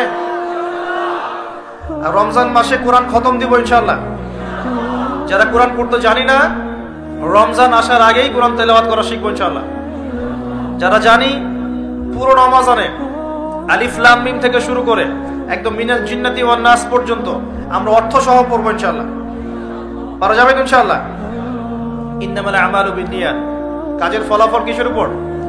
নিয়াতের উপর। নিয়াত করেন ইনশাআল্লাহ তাআলা, আল্লাহ রাব্বুল আলামিন আপনাকে তৌফিক দিবেন ইনশাআল্লাহ। রমজানে এত বেশি বাইরে বের হবেন না, মানুষের সাথে বেশি আড্ডাবাজি করবেন না, অহেতুক গল্পে লিপ্ত হবেন না, টিভি সিরিয়াল ফেসবুক ইউটিউব নিয়ে পড়ে থাকবেন না। রমজান মাসে বেশি বেশি ফরজের পাশাপাশি নফল আমল করবেন, কোরআন তেলাওয়াত করবেন, জিকির আজগার করবেন, তাসবিহ তাহলিল করবেন, আলেম ওলামাদের সাথে এসে বসবেন, দার্সে এসে বসবেন, তালিম করবেন, মানুষকে ইফতার করাবেন, ইফতার বিতরণ প্রজেক্ট করবেন, মানবতার সেবায় কাজ করবেন, সৎ কাজে আদেশ করবেন, অসৎ কাজে নিষেধ করবেন। রমজানটাকে একটা আমলের মৌসুম বানিয়ে নেবেন ইনশাআল্লাহ। পারবো তো ইনশাআল্লাহ? নবীজি বলেছেন সেই ব্যক্তির জন্য ধ্বংস যে রমজান মাসকে পেয়েছে কিন্তু রমজানকে পেয়েও তার গোনা মাফ করাতে পারে নাই। আল্লাহ আমাদেরকে হেফাজত করুন বলি আমিন। এই দাজ্জাল এই যুবককে হত্যা করে দিবে এবং সে ইহুদিদেরকে নিয়ে, কাদেরকে নিয়ে? ইহুদিদেরকে নিয়ে পুরো বিশ্বটাকে শাসন করবে। এটা হবেই। এখন বলেন তো ইহুদিরা কোথায় আছে? কোন জায়গায় রাষ্ট্র গঠন করেছে? এবং ওই জায়গাটা কি মুসলিমদের না অমুসলিমদের?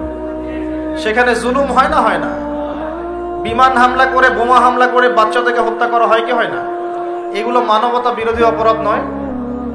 বিশ্ববাসী তখন মুখে কুলু পেটে বসে থাকে কেন? যত মানবতা খালি মুসলিমদের সাথে দেখাতে হবে?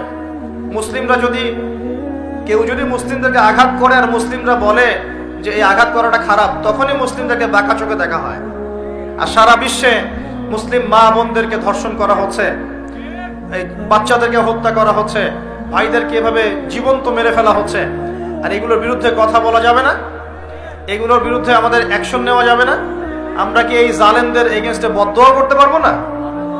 আল্লাহ আমরা দোয়া করি, আল্লাহুম্মা মুনজিলাল কিতাব ওয়া সারিআল হিসাব ইহজিমিল আহজাব আল্লাহুম্মা ইহজিমহুম ওয়া জালজিলহুম। চিন্তা করবেন না, এই সময়গুলো কেটে যাবে। যখন এই জুলুম চূড়ান্ত মাত্রায় উঠবে তখন আল্লাহ রাব্বুল আলামিন মুসলিমদের মধ্যে একজন ইমামকে পাঠাবেন, তার নাম মুহাম্মদ। কি নাম? মুহাম্মদ। তাকে মানুষ বলবে আল মাহদি। এটা তার টাইটেল, মাহদি তার নাম নয়। তার নাম হচ্ছে মুহাম্মদ। তার বাবার নাম হবে আব্দুল্লাহ, তার মায়ের নাম হবে আমিনা, ঠিক নবী সাল্লাল্লাহু আলাইহি ওয়াসাল্লামের মতোই। এবং তিনি মুহাম্মদ সাল্লাল্লাহু আলাইহি ওয়াসাল্লামের বংশধরদের মধ্যেই হবেন। মাহদি চট্টগ্রাম থেকে বের হবে না, মাহদি বুয়েট থেকে বের হবে না। বাংলাদেশ থেকেও তো 2-4টা মাহদি অলরেডি বের হয়ে গেছে, বের হয় নাই? আর মাহদি আরবি ভাষায় কথা বলবে। কি ভাষায় কথা বলবে? পাঞ্জাবি ভাষায় কথা বলবে না। আমাদের পাঞ্জাব থেকে একটা মাহদি বের হয়েছিল ইংরেজদের সময়, ব্রিটিশ আমলে। সে বলেছে আমি মাহদি, আমি ঈসা। নাউজুবিল্লাহ। পরে দাবি করেছে সেই নবী। আর বাংলার মাটিতে এদের দাওয়াত এখন খুব জোরে জোরে চলছে। নাম দিয়েছে আহমদিয়া মুসলিম জামাত। নাম শুনেছেন নাকি? তাদের এই নেতা দাবি করেছিল সে মাহদি, সেই ঈসা। নাউজুবিল্লাহ। তো মাহদি আরবি ভাষায় কথা বলবে ভাই, আর মাহদি হবেন আরব মায়ের সন্তান, পাঞ্জাবি মায়ের সন্তান না। পাঞ্জাবি ভাষায় কথা বলবে না, বাংলা ভাষায় কথা বলবে না। তিনি মদিনা থেকে আসবেন। কোত্থেকে? তিনি দায়িত্ব নিতে চাইবেন না, বরং পালিয়ে আসবেন মক্কায়। মানুষ তাকে জোর করে দায়িত্ব দিবে। আপনারা যারা হজ করেছেন, কাবা ঘরের এই যে তাওয়াফ তো করেছেন মাশাআল্লাহ, তাওয়াফ এবং এই যে আপনার মাকামে ইব্রাহিম, এর মাঝখানে ইমাম মাহদিকে তারা পেয়ে যাবে এবং সেখানে তার হাতে বায়াত নেওয়া হবে এবং তিনি মুসলিমদেরকে ঐক্যবদ্ধ করে এই জুলুমের এগেইনস্টে যুদ্ধ করবেন ইনশাআল্লাহ। বিশ্ব এখন অনেক কিছু। দাজ্জাল এখন কোথায় আছে? উত্তর, সে পৃথিবীতেই আছে। কোথায় আছে? পৃথিবীতেই। কোথায় আল্লাহ পাক রেখেছেন আমরা জানি না, কিন্তু সে যে পৃথিবীতেই আছে তার প্রমাণ তামিম দারির একটা হাদিস। তামিম দারি রাদিয়াল্লাহু আনহু একটা দ্বীপের মধ্যে দাজ্জালকে বন্দী অবস্থায় দেখেছেন, দেখে নবীর কাছে এসে বলেছেন যে আমি এটা দেখেছি। নবী সাল্লাল্লাহু আলাইহি ওয়াসাল্লাম বলেছেন, আমি তোমাদেরকে যে দাজ্জাল সম্পর্কে সতর্ক করেছিলাম এটাই সেটা, সে বের হবে অচিরেই। এবং সেদিন সে বলেছিল যে এই বাইসানের খেজুর বাগানে খেজুর থাকবে না, এখন সেখানে খেজুর নাই। সে বলেছিল তাবারিয়া হ্রদে যখন পানি থাকবে না তখন আমি বের হব, এখন তাবারিয়া হ্রদে পানি নাই, সময় ক্লোজ। সে কোথা থেকে বের হবে? উত্তর, তার বের হওয়া সম্পর্কে তিনটা বর্ণনা পাওয়া যায়। এক, সে ইস্পাহান থেকে বের হবে। ইস্পাহান হচ্ছে ইরানের একটা জায়গা। কোন জায়গা? ইরানের একটা জায়গা, এবং সেখানে ইস্পাহান নামে একটা জায়গা আছে। এমন হতেই পারে যে ইরান এই জায়গাটুকু অচিরেই বা ভবিষ্যতে ইসরায়েলের অন্তর্ভুক্ত হয়ে যেতেও পারে। কেন? 1974 সালে আরব ইসরায়েল যুদ্ধের সময় কি সিরিয়ার ওই যে আপনার গোলান মালভূমি, মিশরের সিনাই উপত্যকা, এগুলো কি ইসরায়েলের অন্তর্ভুক্ত ছিল? পড়াশোনা করেছেন কিছু? এগুলো ইসরায়েলের অন্তর্ভুক্ত ছিল না, এগুলো মিশরের এবং সিরিয়ার ছিল। মাত্র 6 দিনে সে এই আরবদেরকে পরাজিত করে ওই জায়গাগুলো দখল করে ফেলেছে। মাত্র 6 দিনে। কত দিনে? মাত্র 6 দিনও টিকতে পারে না এই মুসলিমরা তার সামনে। তো দেখুন, 6 দিনে এটা করতে পেরেছে 1974 সালেই, আর এখন তো 2022 চলছে। তো ইস্পাহানের ওই জায়গা যে ওর অন্তর্ভুক্ত হয়ে যাবে না, কে গ্যারান্টি দিবে? হতেও পারে। আর আপনারা ইরান ইসরায়েলের সম্পর্ক দাকুরাল দেখেন না? দাকুরাল সম্পর্ক কে জানে? আচ্ছা, আরেকটা বর্ণনা এসেছে সে বের হবে খোরাসান থেকে। খোরাসান মূলত এই জায়গাটুকুর মধ্যেই পড়ে যায়। আরেকটা হাদিসের মধ্যে আছে শাম এবং ইরাক, ইরাক এবং শাম। শাম মানে যে প্যালেস্টাইন, লেবানন, জর্ডান, এই পুরো জায়গাটার নাম শাম। এই অংশটুকুর মধ্য থেকে, এর মাঝখানে একটা রাস্তা থেকে দাজ্জাল মানুষের রূপে আত্মপ্রকাশ করবে। তো দেখুন, সে পৃথিবীতে আসবে, 40 দিন শাসন করবে। এই 3টা জায়গার কথা এসেছে, এই 3টা জায়গার মধ্য থেকে সে বের হবে। কিভাবে হবে আল্লাহ ভালো জানে। এবং সেটা হবে মানুষের রূপে। কার রূপে? মানুষের রূপে। সে কি হবে? সে একজন ইহুদি যুবক হবে। কি হবে? সে কোনো খ্রিস্টান হবে না, বুদ্ধিস্ট হবে না, মুসলিম হবে না, সে অন্য কোনো রিলিজন ফলো করবে না। সে একজন ইহুদি যুবক হবে, যার চুলগুলো হবে কার্লি, মানে কোকরান। কি হবে? চুলগুলো কোকরান। তার ফিজিক্যাল স্ট্রাকচার খুব শক্ত হবে, মানে স্ট্রংলি বিল্ড, খুব শক্তিশালী। এখন নবীজি বলছেন সে কাদেরকে নিয়ে বিশ্ব শাসন করবে? উত্তর, সে জিউসদেরকে নিয়ে বিশ্ব শাসন করবে। কাদেরকে নিয়ে? জিউস কারা? জিউস মানে শুধু ইহুদিরা নয়, এটা একটা ভুল ধারণা। ইহুদিদের মধ্যে এমন অনেক অর্থোডক্স ইহুদি আছে যারা প্যালেস্টাইনিদের অধিকারের পক্ষে কথা বলে, এমনও কিছু ইহুদি আছে। তাই সব ইহুদিকে আপনি খারাপ বলতে পারবেন না, কথা বুঝতে পারছেন? কিন্তু তাদের মধ্যে একটা দল আছে যাদেরকে আমরা বলি জায়োনিস্ট। তারা পশ্চিমাদের সাথে অ্যালায়েন্স করে সারা বিশ্বটাকে শাসন করছে আর কি। এই জায়োনিস্টরাই ইনশাআল্লাহ তাআলা, এটা আমার কনসেপ্ট, আমার গবেষণা, এরাই মসিহুদ দাজ্জালকে ফলো করবে ইনশাআল্লাহ, এবং তাদেরকে নিয়ে সে পুরো ওয়ার্ল্ডটাকে শাসন করবে। আর আপনি কনক্লুশন পেলেন কি? দাজ্জালের চেয়ে বড় কোনো ফিতনা নাই। সে মানুষের রূপে এখনো বের হয় নাই, কিন্তু পৃথিবীতে আছে, বের হবে। কোন কোন জায়গা থেকে তাও বলে দিলাম। পৃথিবীতে এসে সে কি করবে? এই ম্যাসাকার করবে, এবং সে তার অনুসারীদেরকে জান্নাত দিবে, যারা ফলো করবে না ওদেরকে ধ্বংস করে ফেলবে। এবং সে কাদেরকে নিয়ে শাসন করবে এটা আপনাকে দেখিয়ে দিলাম। এখন আসেন, সে যাদেরকে নিয়ে ওয়ার্ল্ডটাকে শাসন করবে তাদের দিকে তো তাকিয়ে দেখি। আজকে থেকে 100 বছর আগে এই জায়নিস্ট বা জায়নিজমের সাথে যারা জড়িত, ইহুদিদের কি কোনো থাকার জায়গা ছিল? তারা কি প্যালেস্টাইনে ছিল? তাদের কি পরনে পোশাক ছিল? তারা কি সেখান থেকে প্যালেস্টাইনিদেরকে বহিষ্কার করতে পেরেছিল? 100 বছর না, আমি আপনাকে 2000 বছরের কথা বলছি। কত বছর? 2000 বছর পর্যন্ত তারা সেখানে প্রবেশ করতে পারে নাই। আর রাসূল সাল্লাল্লাহু আলাইহি ওয়াসাল্লামের জামানা, তারপর আবু বকর সিদ্দিক, তারপর ওমর, তারপর উসমান, তারপর আলী রাদিয়াল্লাহু আনহুম, তারপর উমাইয়াদের প্রায় 90 বছর, আব্বাসীয়দের 500 বছর, ফাতেমিদের খেলাফত, কর্ডোভার ইসলামী খেলাফত, মামলুকদের শাসন, সালাউদ্দিন আইয়ুবী রাহিমাহুল্লাহর সময়, এই মুঘলদের সময়, ওসমানীয়দের সময়, কোন সময় তারা প্যালেস্টাইনে ঢুকতে পারে নাই। 1914-এ যখন ফার্স্ট ওয়ার্ল্ড ওয়ার হয়েছে, তারপর ব্রিটেন সেখান থেকে চলে গিয়ে ওদেরকে জায়গা করে দিয়েছে। ওইখান থেকে 100 বছর হয়ে গেল তারা সেখানে আরবদের নাকের ডগায় বসে পুরো আরবদেরকে না, পুরো বিশ্বকে শাসন করছেন। দাজ্জালকে আপনি দেখেননি, তার অনুসারীদেরকে আপনি দেখেন, তাদের অবস্থা এখন কি? বলছি, যাদের থাকার জায়গা ছিল না, খাবার ছিল না, পানি ছিল না, কোনো সার্বভৌমত্ব ছিল না, কোনো রাষ্ট্র ছিল না, তারা এখন পুরো বিশ্বে শক্তিশালী। শুধু তাই নয়, যারা মিলিটারি অ্যাফেয়ার্স সম্পর্কে জানেন, যারা পলিটিক্স করেন, যারা আপনার অর্থনীতি বোঝেন, তারা আমার কথা বুঝবেন, অন্যরা হয়তো বুঝবে না। তারা সেখান থেকে সারা ওয়ার্ল্ডের ব্যাংকিং সিস্টেমগুলো নিয়ন্ত্রণ করে ফেলেছে, আপনি ওদের বাইরে যেতেই পারবেন না। এবং তারা ওদের ব্যাংকিং সিস্টেম দিয়ে সারা ওয়ার্ল্ডকে সুদখোর বানিয়েছে, সুদ ছাড়া কোনো লোন তারা দিবে না। একটা IMF এর লোনের জন্য কত চড়াই উতরাই পার করতে হয় আপনি জানেন না, ইকোনমিক্স পড়েন তাহলে বুঝবেন। এমনি এমনি দিবে না, সুদ ছাড়া তো দিবেই না। আর সুদটা আমাদের শোধ করতে হবে না, শোধ করতে হবে। তো এদের সিস্টেমটাই সুদ ভিত্তিক ইকোনমিক সিস্টেম। ফাইন্যান্সে যান, ফাইন্যান্স, পুরো ওয়ার্ল্ডের যে ফাইন্যান্স গুলো আছে এগুলো ওদের হাতে। মিডিয়াতে যান, সারা ওয়ার্ল্ডের বড় বড় মিডিয়াগুলো ওদের হাতে। আপনি পলিটিক্যাল দর্শনগুলোতে যান, পুরো ওয়ার্ল্ডে যে পলিটিক্যাল সিস্টেমগুলো চলছে এগুলো লঞ্চ ওরাই করেছে। খেলাফা নাই, ওই যে খলিফা খিলাফা এটা বাদ, এখন ওদের দর্শনগুলো চলছে। তারপরে কি, অস্ত্র শস্ত্রের দিকে যান, অস্ত্র শস্ত্র, সারা বিশ্বে যত মারণাস্ত্র, নিউক্লিয়ার ওয়েপেন্স এবং থার্মো নিউক্লিয়ার ওয়েপেন্স সবকিছু এখন ওদের কাছে। কয়টা মুসলিম কান্ট্রির কাছে নিউক্লিয়ার ওয়েপেন্স আছে বলেন? কয়টা মুসলিম কান্ট্রির কাছে আকাশ প্রতিরক্ষার ব্যবস্থা আছে, মিসাইলস আছে? উত্তর কোরিয়ার কাছে থাকলেও দেখা যায় যে তুরস্কের কাছে নাই। দেখবেন যে কি বলবো, চায়না রাশিয়া ওদের কাছে থাকলেও আমাদের আরব কান্ট্রির কাছে নাই। তো দেখেন ওয়ার্ল্ডকে এই জায়গা থেকে বলছেন বিশৃঙ্খলা করে না। দাজ্জালকে যদি বিশ্ব শাসন করতে হয়, আপনাকে যদি বিশ্ব শাসন করতে হয়, আমাকে যদি বিশ্ব শাসন করতে হয়, তাহলে আমাকে বিশ্বের মিডিয়া, প্রযুক্তি, ফাইন্যান্স, ইকোনমিক্স, পলিটিক্স নিয়ন্ত্রণ করতে হবে কি হবে না? সহজ কথা বলেন, হবে কি হবে না? হবে না? আপনার যদি ইকোনমিক কোনো পাওয়ার না থাকে, ডমিনেন্স না থাকে, আপনি কি সারা ওয়ার্ল্ডের ইকোনমি নিয়ন্ত্রণ করতে পারবেন? শ্রীলঙ্কা কি পারবে সারা বিশ্বের ইকোনমি নিয়ন্ত্রণ করতে পারবে? বাট USA পারে, কারণ ডলার। কারণ কি? ডলার। বুঝতে পারছেন কথা?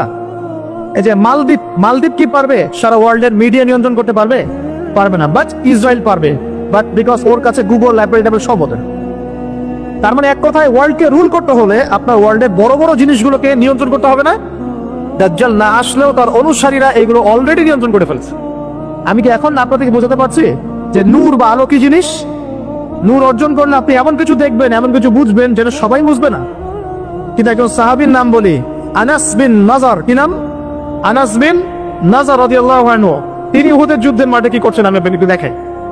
একটা গুজব ছড়িয়ে পড়েছে যে মুশরিকরা মুহাম্মদ সাল্লাল্লাহু আলাইহি ওয়াসাল্লামকে নাকি হত্যা করেছে। নাউজুবিল্লাহ।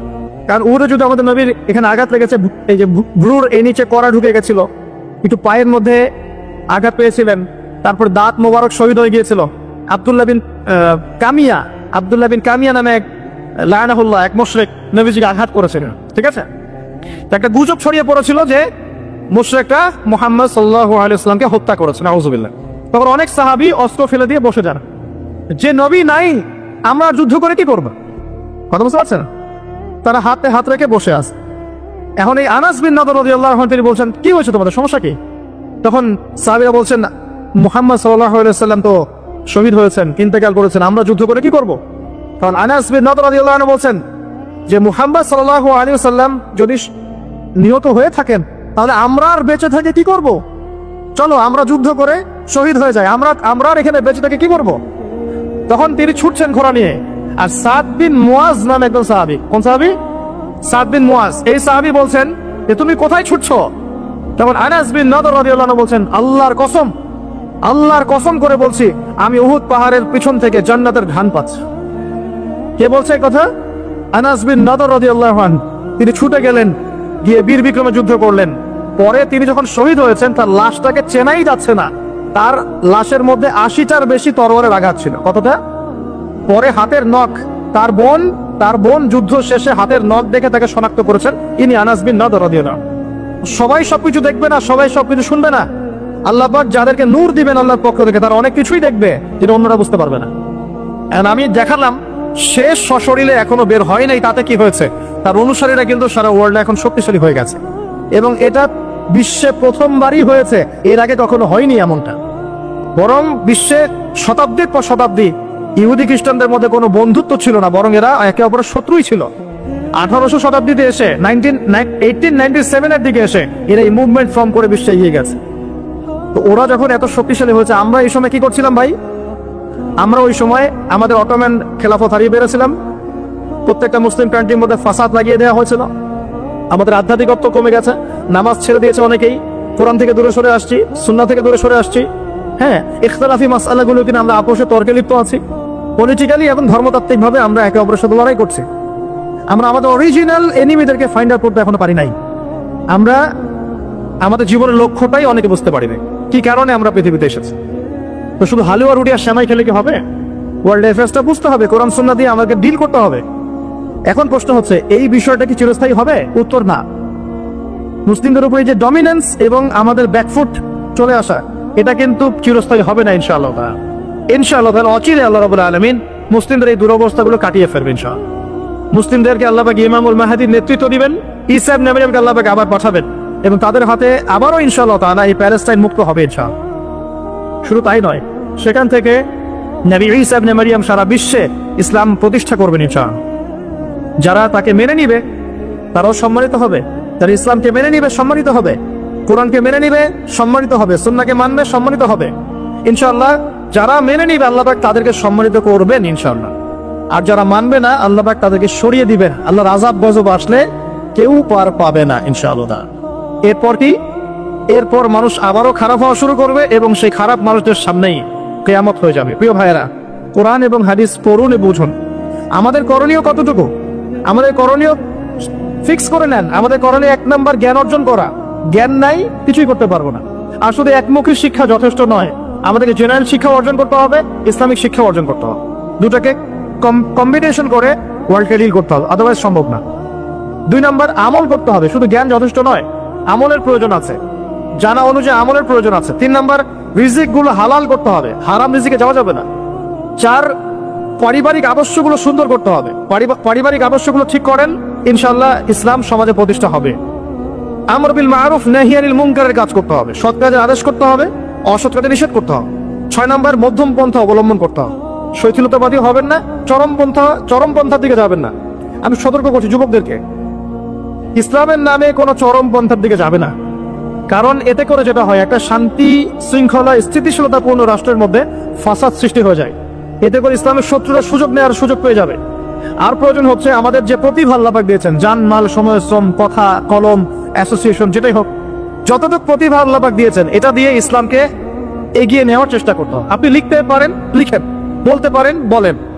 আপনি অ্যাসোসিয়েশন ভালো বোঝেন, একটা ফাউন্ডেশন করেন, সমাজ কল্যাণমূলক কাজ করেন, এতিমদের জন্য কিছু করেন, বিধবাদের জন্য কিছু করেন, একটা মসজিদ মাদ্রাসা করেন, একটা ভালো স্কুল কলেজ করেন, এমন কিছু করেন যেটা নিয়ে আপনি ইসলামের কল্যাণে আল্লাহর কাছে আপনার দলিল পেশ করতে পারেন যে আমি দুনিয়াতে থেকে আল্লাহ তোমার দিনের জন্য এতটুকু করে আসতে পেরেছি। ইনশাআল্লাহ সবার ক্ষুদ্র ক্ষুদ্র প্রচেষ্টা একসাথে হলে ইসলাম বিজয়ী হবে ইনশাআল্লাহ। আপোষের বিভক্তিগুলো কমিয়ে ফেলেন, আপোষের বিভক্তিতে যায় না, ছোট ছোট বিষয়গুলোতে সময় নষ্ট করেন না। যখন সারা ওয়ার্ল্ডে মুসলিমরা মার খাচ্ছে, ইয়েমেনের বাচ্চাদের রক্ত ঝরছে, এই যে রোহিঙ্গাদের কি অবস্থা দেখেন, উইঘুরদের কি অবস্থা দেখেন, সিরিয়ার অবস্থা দেখেন, ইরাকের অবস্থা দেখেন, আর আমরা এগুলো নিয়েই পড়ে আছি। সুবহানাল্লাহ সুবহানাল্লাহ। আর যখন আমরা প্রশস্ত দৃষ্টির কথা বলছি, কিছু মানুষ এই ফ্লোটাকে থামিয়ে দেওয়ার জন্য আমাদের পিছনে এই খারেজি, এই সন্ত্রাসী, হাবিজাবি টাইটেল দিচ্ছে। কিছু সাহাবী তো এমনও ছিলেন, বদরের যুদ্ধ করতে এসেছেন, হাতের মধ্যে কিছু খেজুর আছে, খেজুর খাচ্ছেন, কোরমা খেজুর খাচ্ছেন। তখন নবী সাল্লাল্লাহু আলাইহি ওয়াসাল্লাম দাঁড়িয়ে ভাষণ দিচ্ছেন যে ওয়াসাবিকু ইলা মাগফিরাতিন মির রাব্বিকুম ওয়া জান্নাহ। ওই যে আয়াতটা আছে, তোমরা এগিয়ে চলো তোমাদের রবের ক্ষমার দিকে এবং জান্নাতের দিকে। আরদুহা কাআরদিস সামাই ওয়াল আরদ, যার প্রশস্ততা আসমান এবং জমিনের সমান। সাহাবী খেজুর খেতে খেতে খেজুরটা ফেলে দিলেন। আরেকজন সাহাবী জিজ্ঞাসা করলেন যে খেজুরটা ফেলে দিলেন কেন?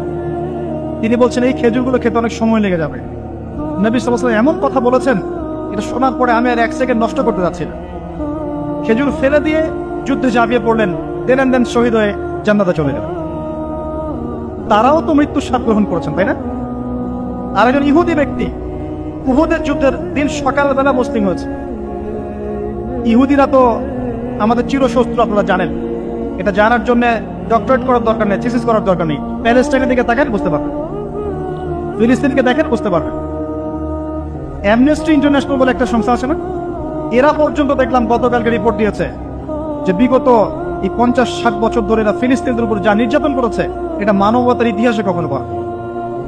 যাই হোক, একজন ইহুদি যুবক সকালবেলা উহুদের মাঠে আসছেন, এসে জিজ্ঞাসা করছেন আমার আগে কি করা উচিত, আগে কি আমি যুদ্ধে যাব না আমি আগে মুসলিম হব? সাহাবীরা তাকে বললেন আগে কালিমা শাহাদাত পড়, তারপরে উহুদের মাঠে আসে। সে এসেছে এই কারণে যে নবী সাল্লাল্লাহু আলাইহি ওয়াসাল্লাম মদিনায় আছেন, মদিনায় আরো ইহুদিরা আছে। ইহুদিরাই আগে বলতো শেষ জামানে একজন নবী আসবেন, যার নাম হবে আহমদ। সব মিলে গেছে, তারপরেও তারা গ্রহণ করছে না। এই ছেলে সত্য চিনতে পেরেছে, সে চলে আসছে সত্যের কাছে, এসে ইসলাম কবুল করে যুদ্ধ করলো, শহীদ হয়ে গেল। নবী সাল্লাল্লাহু আলাইহি ওয়াসাল্লাম দেখলেন তার লাশটা, দেখে বলছেন এই যুবক, ইহুদি যুবক এখানে কি করছে?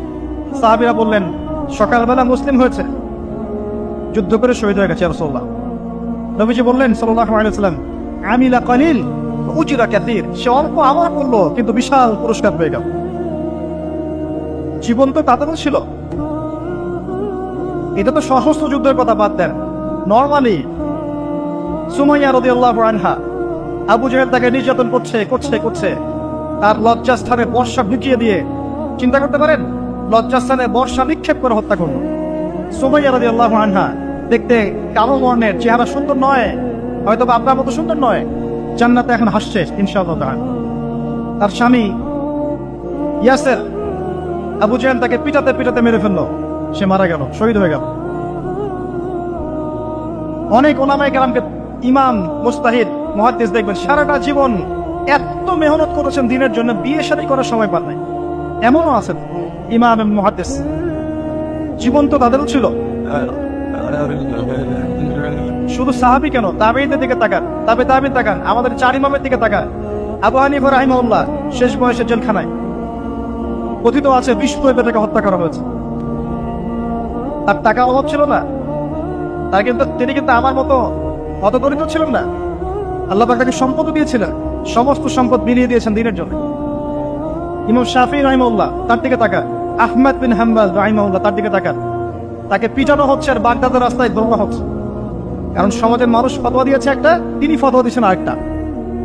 ওই যে হিল্লা প্রথা আর ঠিকা বিবাহ নিয়ে তিনি বলছেন, ই'লামু ইয়া আহলা বাগদাদ, হে বাগদাদের মানুষরা জেনে রাখো যে আমি কোশ্চিন কেনেও এই প্রথাকে জায়েজ করলাম না। তোমরা চিনে রাখো যে আমার নাম আহমদ। জীবন তাদেরও ছিল। ইমাম মালিক রাহিমাহুল্লাহ, তাকে এত মার দেওয়া হয়েছিল, হাত পাততে পারতেন না নামাজের মতো, নামাজে হাত পাততে পারতেন না। সাহাবীদের থেকে নেন, তাবেঈ থেকে নেন, তাবেঈ থেকে নেন, মুজতাহিদ ইমাম থেকে নেন, দুনিয়ার জীবন তারাও কিন্তু ভোগ করেছেন, আর আমরাও ভোগ করছি। আমাদের ভোগের সিস্টেমটা দেখেন, তাদের ভোগের সিস্টেমটা দেখেন। আমরা বাঁচছি দুনিয়ার জন্য, তারা বেঁচেছে পরকালের জন্য। আমরা দুনিয়ায় বাঁচছি দুনিয়ার জন্য, দুনিয়ার একটা চাকরি, একটা ব্যবসা, একটা পরিবার, একটা স্ট্যাটাস, বাড়ি গাড়ি, টাকা কড়ি, সম্পত্তি, এগুলোর জন্য। কিন্তু তারা বেঁচেছেন আল্লাহর জন্য, পরকালের জন্য। যে ব্যক্তি দুনিয়ার জন্য দুনিয়া করে, আল্লাহ পাক তাকে ইহকাল পরকাল দুটোই নষ্ট করে দিবেন। যে ব্যক্তি পরকালের জন্য দুনিয়া করবে, আল্লাহ পাক তার দুনিয়া গুছিয়ে দিবেন, আখিরাতও গুছিয়ে দিবেন ইনশাআল্লাহ। প্রথম কথা হচ্ছে এই যে দুনিয়ার জীবনকে প্রাধান্য দেওয়া যাবে না। দুনিয়ার জীবনে প্রতিটা কাজ আপনি একটা উদ্দেশ্যে করবেন, সেটা হচ্ছে আল্লাহ সন্তুষ্ট। বিয়ে শাদী করেছি কেন? আল্লাহর জন্য। পরিবার গঠন করেছি কেন? আল্লাহর জন্য। সন্তান নিয়েছি কেন? আল্লাহর জন্য। দিন শিখেছি কেন? ইলম শিখেছি কেন? আল্লাহর জন্য। চাকরি কেন করি? আল্লাহর জন্য। প্রতিটা কাজ ইবাদত হবে যদি আপনি মুহাম্মদ সাল্লাল্লাহু আলাইহি ওয়াসাল্লামের তরিকা মেনে চলেন। একটা বিষয় বোঝার বাকি আছে আমাদের, দুনিয়ার জীবনটা 1 সেকেন্ডের জীবন। আল্লাহ পাক সূরা হাদীদের মধ্যে বলেছেন, ই'লামু আন্নামাল হায়াতুদ দুনিয়া লা'iবু ওয়া লাহু ওয়া জিনাতুন ওয়া তাফাখুরুন বাইনাকুম ওয়া তাকাসুরুন ফিল আমওয়ালি ওয়াল আওলাদি কামাসালি গায়যিন আ'জাবাল কুফফারা নাবাত থুম্মা ইয়াহিজু ফাতারাহু মুসফাররান থুম্মা ইয়াকুনু হুতামা ওয়া ফিল আখিরাতি আযাবুন শাদীদ ওয়া মাগফিরাতুন মিনাল্লাহি ওয়া রিদওয়ান ওয়া মাল হায়াতুদ দুনিয়া ইল্লা মাতাউল গুরুর। আল্লাহ পাক বলছেন, জেনে রাখো তোমরা সবাই, এই জমিনবাসী, এই দুনিয়ার হায়াতটা খেলা মানে কি দেখেন, ছোট্ট বাচ্চারা খেলা ছাড়া কিছু বোঝে? ওর কাছে দুনিয়া ওইটাই। দুনিয়ার প্রথম স্টেজ খেলা। ওয়াল্লাহ, একটু বড় হবে যখন, কিশোর হবে, ওর কাছে ঠাট্টা হাসি তামাশা, ডোন্ট কেয়ার, দুনিয়াতে কোনো কিছু নেই, খাওয়া দাওয়া ফুর্তি করো, লাকি।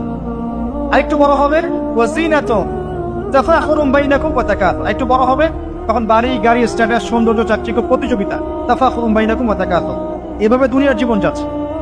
এই এক্সাম্পলটা আল্লাহ পাক দিয়েছেন এমন ভাবে যে একটা ভূমি ছিল অনুর্বর, বৃষ্টি হলো, সেখানে সবুজ শ্যামল ফসল ফলত, এক পর্যায়ে ফসলটা আস্তে আস্তে হলুদ বর্ণ ধারণ করলো এবং সেটাকে কেটে ফেলা হলো, তারপর শুধু খড়কুটা বাকি থাকলো। এই হলো দুনিয়ার জীবনের এক্সাম্পল। এরপর পরকালে বাকি আছে দুইটা জিনিস, হয় ক্ষমা, রিদওয়ান মাগফিরাত ক্ষমা, অথবা আযাবুন শাদীদ। আমাদেরকে মাথায় ইনস্টল করতে হবে, দুনিয়াতে আমরা কেউ থাকতে আসি নাই। প্রথম কথা, এখানে আমরা এসেছি বড় জোর 60, 70, 100 বছরের হায়াত নিয়ে, যার মধ্যে মোটামুটি ভাবে 30, 40, 50 বছর চলে গেছে, কারো 20 বছর 25 বছর চলে গেছে, বুঝতে না বুঝতেই চলে গেছে, মানে ভালো মন্দ বোঝার আগেই শেষ। যদি তার বয়স হয় 60 বছর, তাহলে এখন বাকি আছে 30 বছর। আর এই ব্যক্তি যদি ঠান্ডা মাথায় রাতের বেলা চিন্তা করে, এই 30 বছর যে আমার চলে গেছে, আমার অ্যাপ্রক্সিমেটলি 30 বছর বাকি আছে। বাকি আছে বুঝলাম, যা চলে গেছে, এই চলে যাওয়া 30 বছরে আমি 10 বার জেনা করেছি, 20 বার মদ খেয়েছি, ঠিক আছে, মানুষের সম্পদ আত্মসাৎ করে খেয়েছি, পরকিয়া করেছি, চুরি করেছি, ডাকাতি করেছি, মিথ্যা বলেছি, নামাজ পড়ি নাই, রোজা রাখি নাই। আমরা প্রত্যেকে যদি আমলনামা ঘাটি আজকে রাত্রে, এরকম একটা লিস্ট আমরা তৈরি করতে পারব। আজকে রাত্রে বাসায় ফিরে গিয়ে প্রত্যেকে যদি একটা আমলনামা ঘাটতে চাই, চোখ বন্ধ করে চিন্তা করি যে এই 30 বছর আমি কি কি করেছি, দেখবেন আপনি জেনার পাপ পাবেন, মাদকের পাপ পাবেন, অন্যের সম্পদ আত্মসাতের পাপ পাবেন, নামাজ না পড়ার পাপ পাবেন, রোজা রাখেন নাই, জাকাত দেন নাই, কোনো কোনো ক্ষেত্রে মিথ্যা বলেছেন, প্রতারণা করেছেন, মানুষের সম্পদ লুটে পুটে খেয়েছেন, অনেক কিছু করেছেন। কিন্তু আমাদের চলাফেরা দেখলে মনে হয় যে আমরা কোনো পাপ করিনি। এই জায়গায় ঠান্ডা মাথা চিন্তা করে আপনি দেখবেন পাপ দুই রকম। কয় রকম? দুই রকম।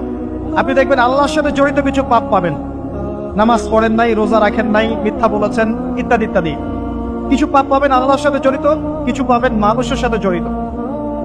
আল্লাহর সাথে জড়িত পাপগুলো ক্ষমা নেওয়া খুব সহজ। ওযু করে এসে 2 রাকাত নামাজ পড়ে চোখের জল ফেলে দিয়ে, চোখের পানি ফেলে দিয়ে আল্লাহর কাছে হাত তুলে খালি যদি বলে আল্লাহুম্মা আনতা রাব্বি, বলেন আল্লাহুম্মা আনতা রাব্বি লা ইলাহা ইল্লা আনতা খলাকতানি আনা আবদুক ওয়া আনা আলা আহদিক ওয়া ওয়া'দিকা মাসতাতা'তু আউযু বিকা মিন শাররি মা সানা'তু আবুউ লাকা বিনি'মাতিকা আলাইয়া ওয়া আবুউ বিযানবি ফাগফিরলি ফাইন্নাহু লা ইয়াগফিরু যুনুবা ইল্লা আনতা। এটা না পারেন, at least আস্তাগফিরুল্লাহাল্লাযী লা ইলাহা ইল্লা হুয়াল হাইয়ুল কাইয়ুম 3 বার চোখের পানি ফেলে দেন, আল্লাহর কাছে ওয়াদা করেন আল্লাহ যা করেছি ছেড়ে দিব, আগামী যতদিন বেঁচে থাকবো কুরআন এবং সুন্নাহর বাইরে এক চুল যাব না ইনশাআল্লাহ। এবং আগামী দিনগুলোতে আল্লাহ পাক তোমার আদেশ যখন যেভাবে আসবে আমি পালন করবো ইনশাআল্লাহ। যদি আল্লাহ পাক মনের মধ্যে খুলুসিয়াত দেখেন যে তাওবাতান নাসুহা করছে, মন থেকে তওবা করছে, আল্লাহ পাক আপনার সমস্ত গুনাহগুলোকে নেকিতে কনভার্ট করতে পারতেন। আল্লাহ পাক শুধু গুনাহ মাফ করবেন তা নয়, আল্লাহ পাক গুনাহগুলোকে নেকি দিয়ে পরিবর্তন করতে পারেন। আমি দলিল দিচ্ছি, ইল্লা মান তাবা, সূরা ফুরকান পড়ে দেখেন, তারা ব্যতীত যারা তওবা করলো, ওয়া আমানা ওয়া আমিলা আমালান সালিহা, এবং যারা ঈমান এনেছে এবং সৎ আমল করলো, উলাইকা ইউবাদদিলুল্লাহু সাইয়্যাতিহিম হাসানাত, আল্লাহ পাক এইসব মানুষের গুনাহগুলোকে নেকি দিয়ে পরিবর্তন করে দিবেন ইনশাআল্লাহ। আমাদের নবী মুহাম্মদ সাল্লাল্লাহু আলাইহি ওয়াসাল্লাম দিনে 70 বার, কোন কোন বর্ণনায় এসেছে 100 বার তওবা করতেন। 100 বার পড়তেন আস্তাগফিরুল্লাহ ওয়া আতুবু ইলাইহি, আস্তাগফিরুল্লাহ ওয়া আতুবু ইলাইহি। যার আগের কোনো পাপ নাই, পিছনের কোনো পাপ নাই, দিনে 100 বার তওবা করতেন। আমরা একটা রাত এভাবে চিন্তা করেছি যে আমার পাপ কি কি। আজকে রাতে গিয়ে চিন্তা করেন, দেখবেন আপনি একটা পাপে পরিপূর্ণ একটা আমলনামা পাবেন। এবার আপনি চিন্তা করেন যে আপনি যদি আগামী 30 বছর বাঁচেন বা 40 বছর বাঁচেন, এই সময়টাকে আপনি কিভাবে মূল্যায়ন করতে চান। প্রথম একটা মূলনীতি বলেছে, দুনিয়ার জীবনকে প্রাধান্য দেয়া যাবে না।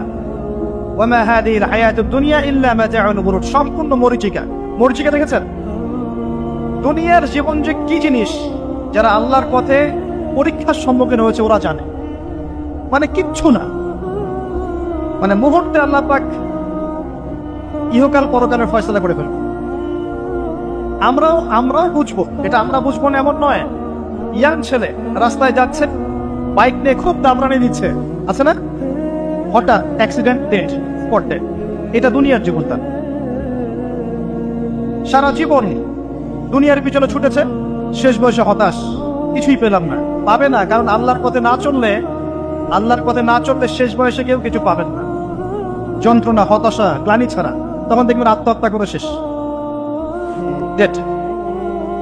একটা কথা বলছিলাম যে আপনি চলার পথে কোরআন সুন্নাহর প্রতিকূলে আমল, আকীদা, মানহাজ, মুআমালাত এগুলো দেখলে কি করবেন? কোরআন সুন্নাহকে অগ্রাধিকার দিবেন নাকি চলমান বিষয়কে অগ্রাধিকার দিবেন?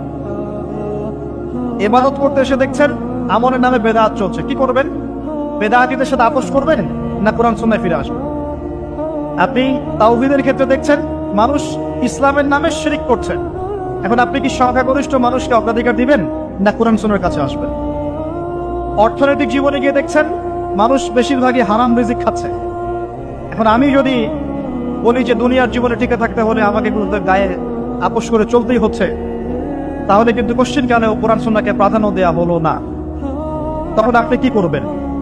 পরিবার চালাতে গিয়ে দেখছেন যে পরিবারের বেশিরভাগ লোক আপনার কথা শোনেন। আপনি কোরআন এবং সুন্নাহকে দিয়ে পরিবার চালাতে চান, তারা পশ্চিমা সংস্কৃতি দিয়ে পরিবার চালাতে চায়, হিন্দি সিরিয়াল দিয়ে, গান বাজনা, ডুগি তবলা এগুলো দিয়ে।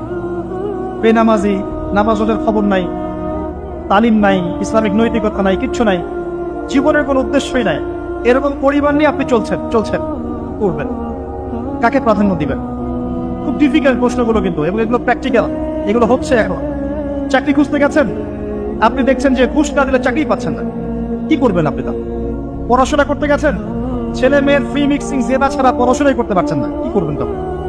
ইউনিভার্সিটিতে গেছেন, ইউনিভার্সিটির পরিবেশগুলো দেখছেন ইসলাম কোথায় আর ইউনিভার্সিটি কোথায়, কি করবেন আপনি তখন? প্রত্যেকটা জায়গায় আপনাকে সিদ্ধান্ত নিতে হবে যে আমি প্রতিটা জায়গায় কোরআন এবং সুন্নাহর সাথে আপোষ করব নাকি চলমান এই জাহিলিয়াতের সাথে আপোষ করব, কোনটা করব? বিশ্বাস করেন, যখন আপনি মনের মধ্যে এই চেতনা লালন করতে পারবেন এবং আল্লাহ আপনাকে হেদায়েত দিবেন যে হ্যাঁ কোরআন সুন্নাহই সমস্ত সমস্যার সমাধান, এবং এর মধ্যে আল্লাহ পাক প্রতিটা বিষয়ের সলিউশন নাজিল করেছেন, আপনি মেনে নেবেন, চলবেন, তখন আপনি বাধা পাবেন, প্রচুর বাধা পাবেন। প্রথম বাধা পাবেন আপনার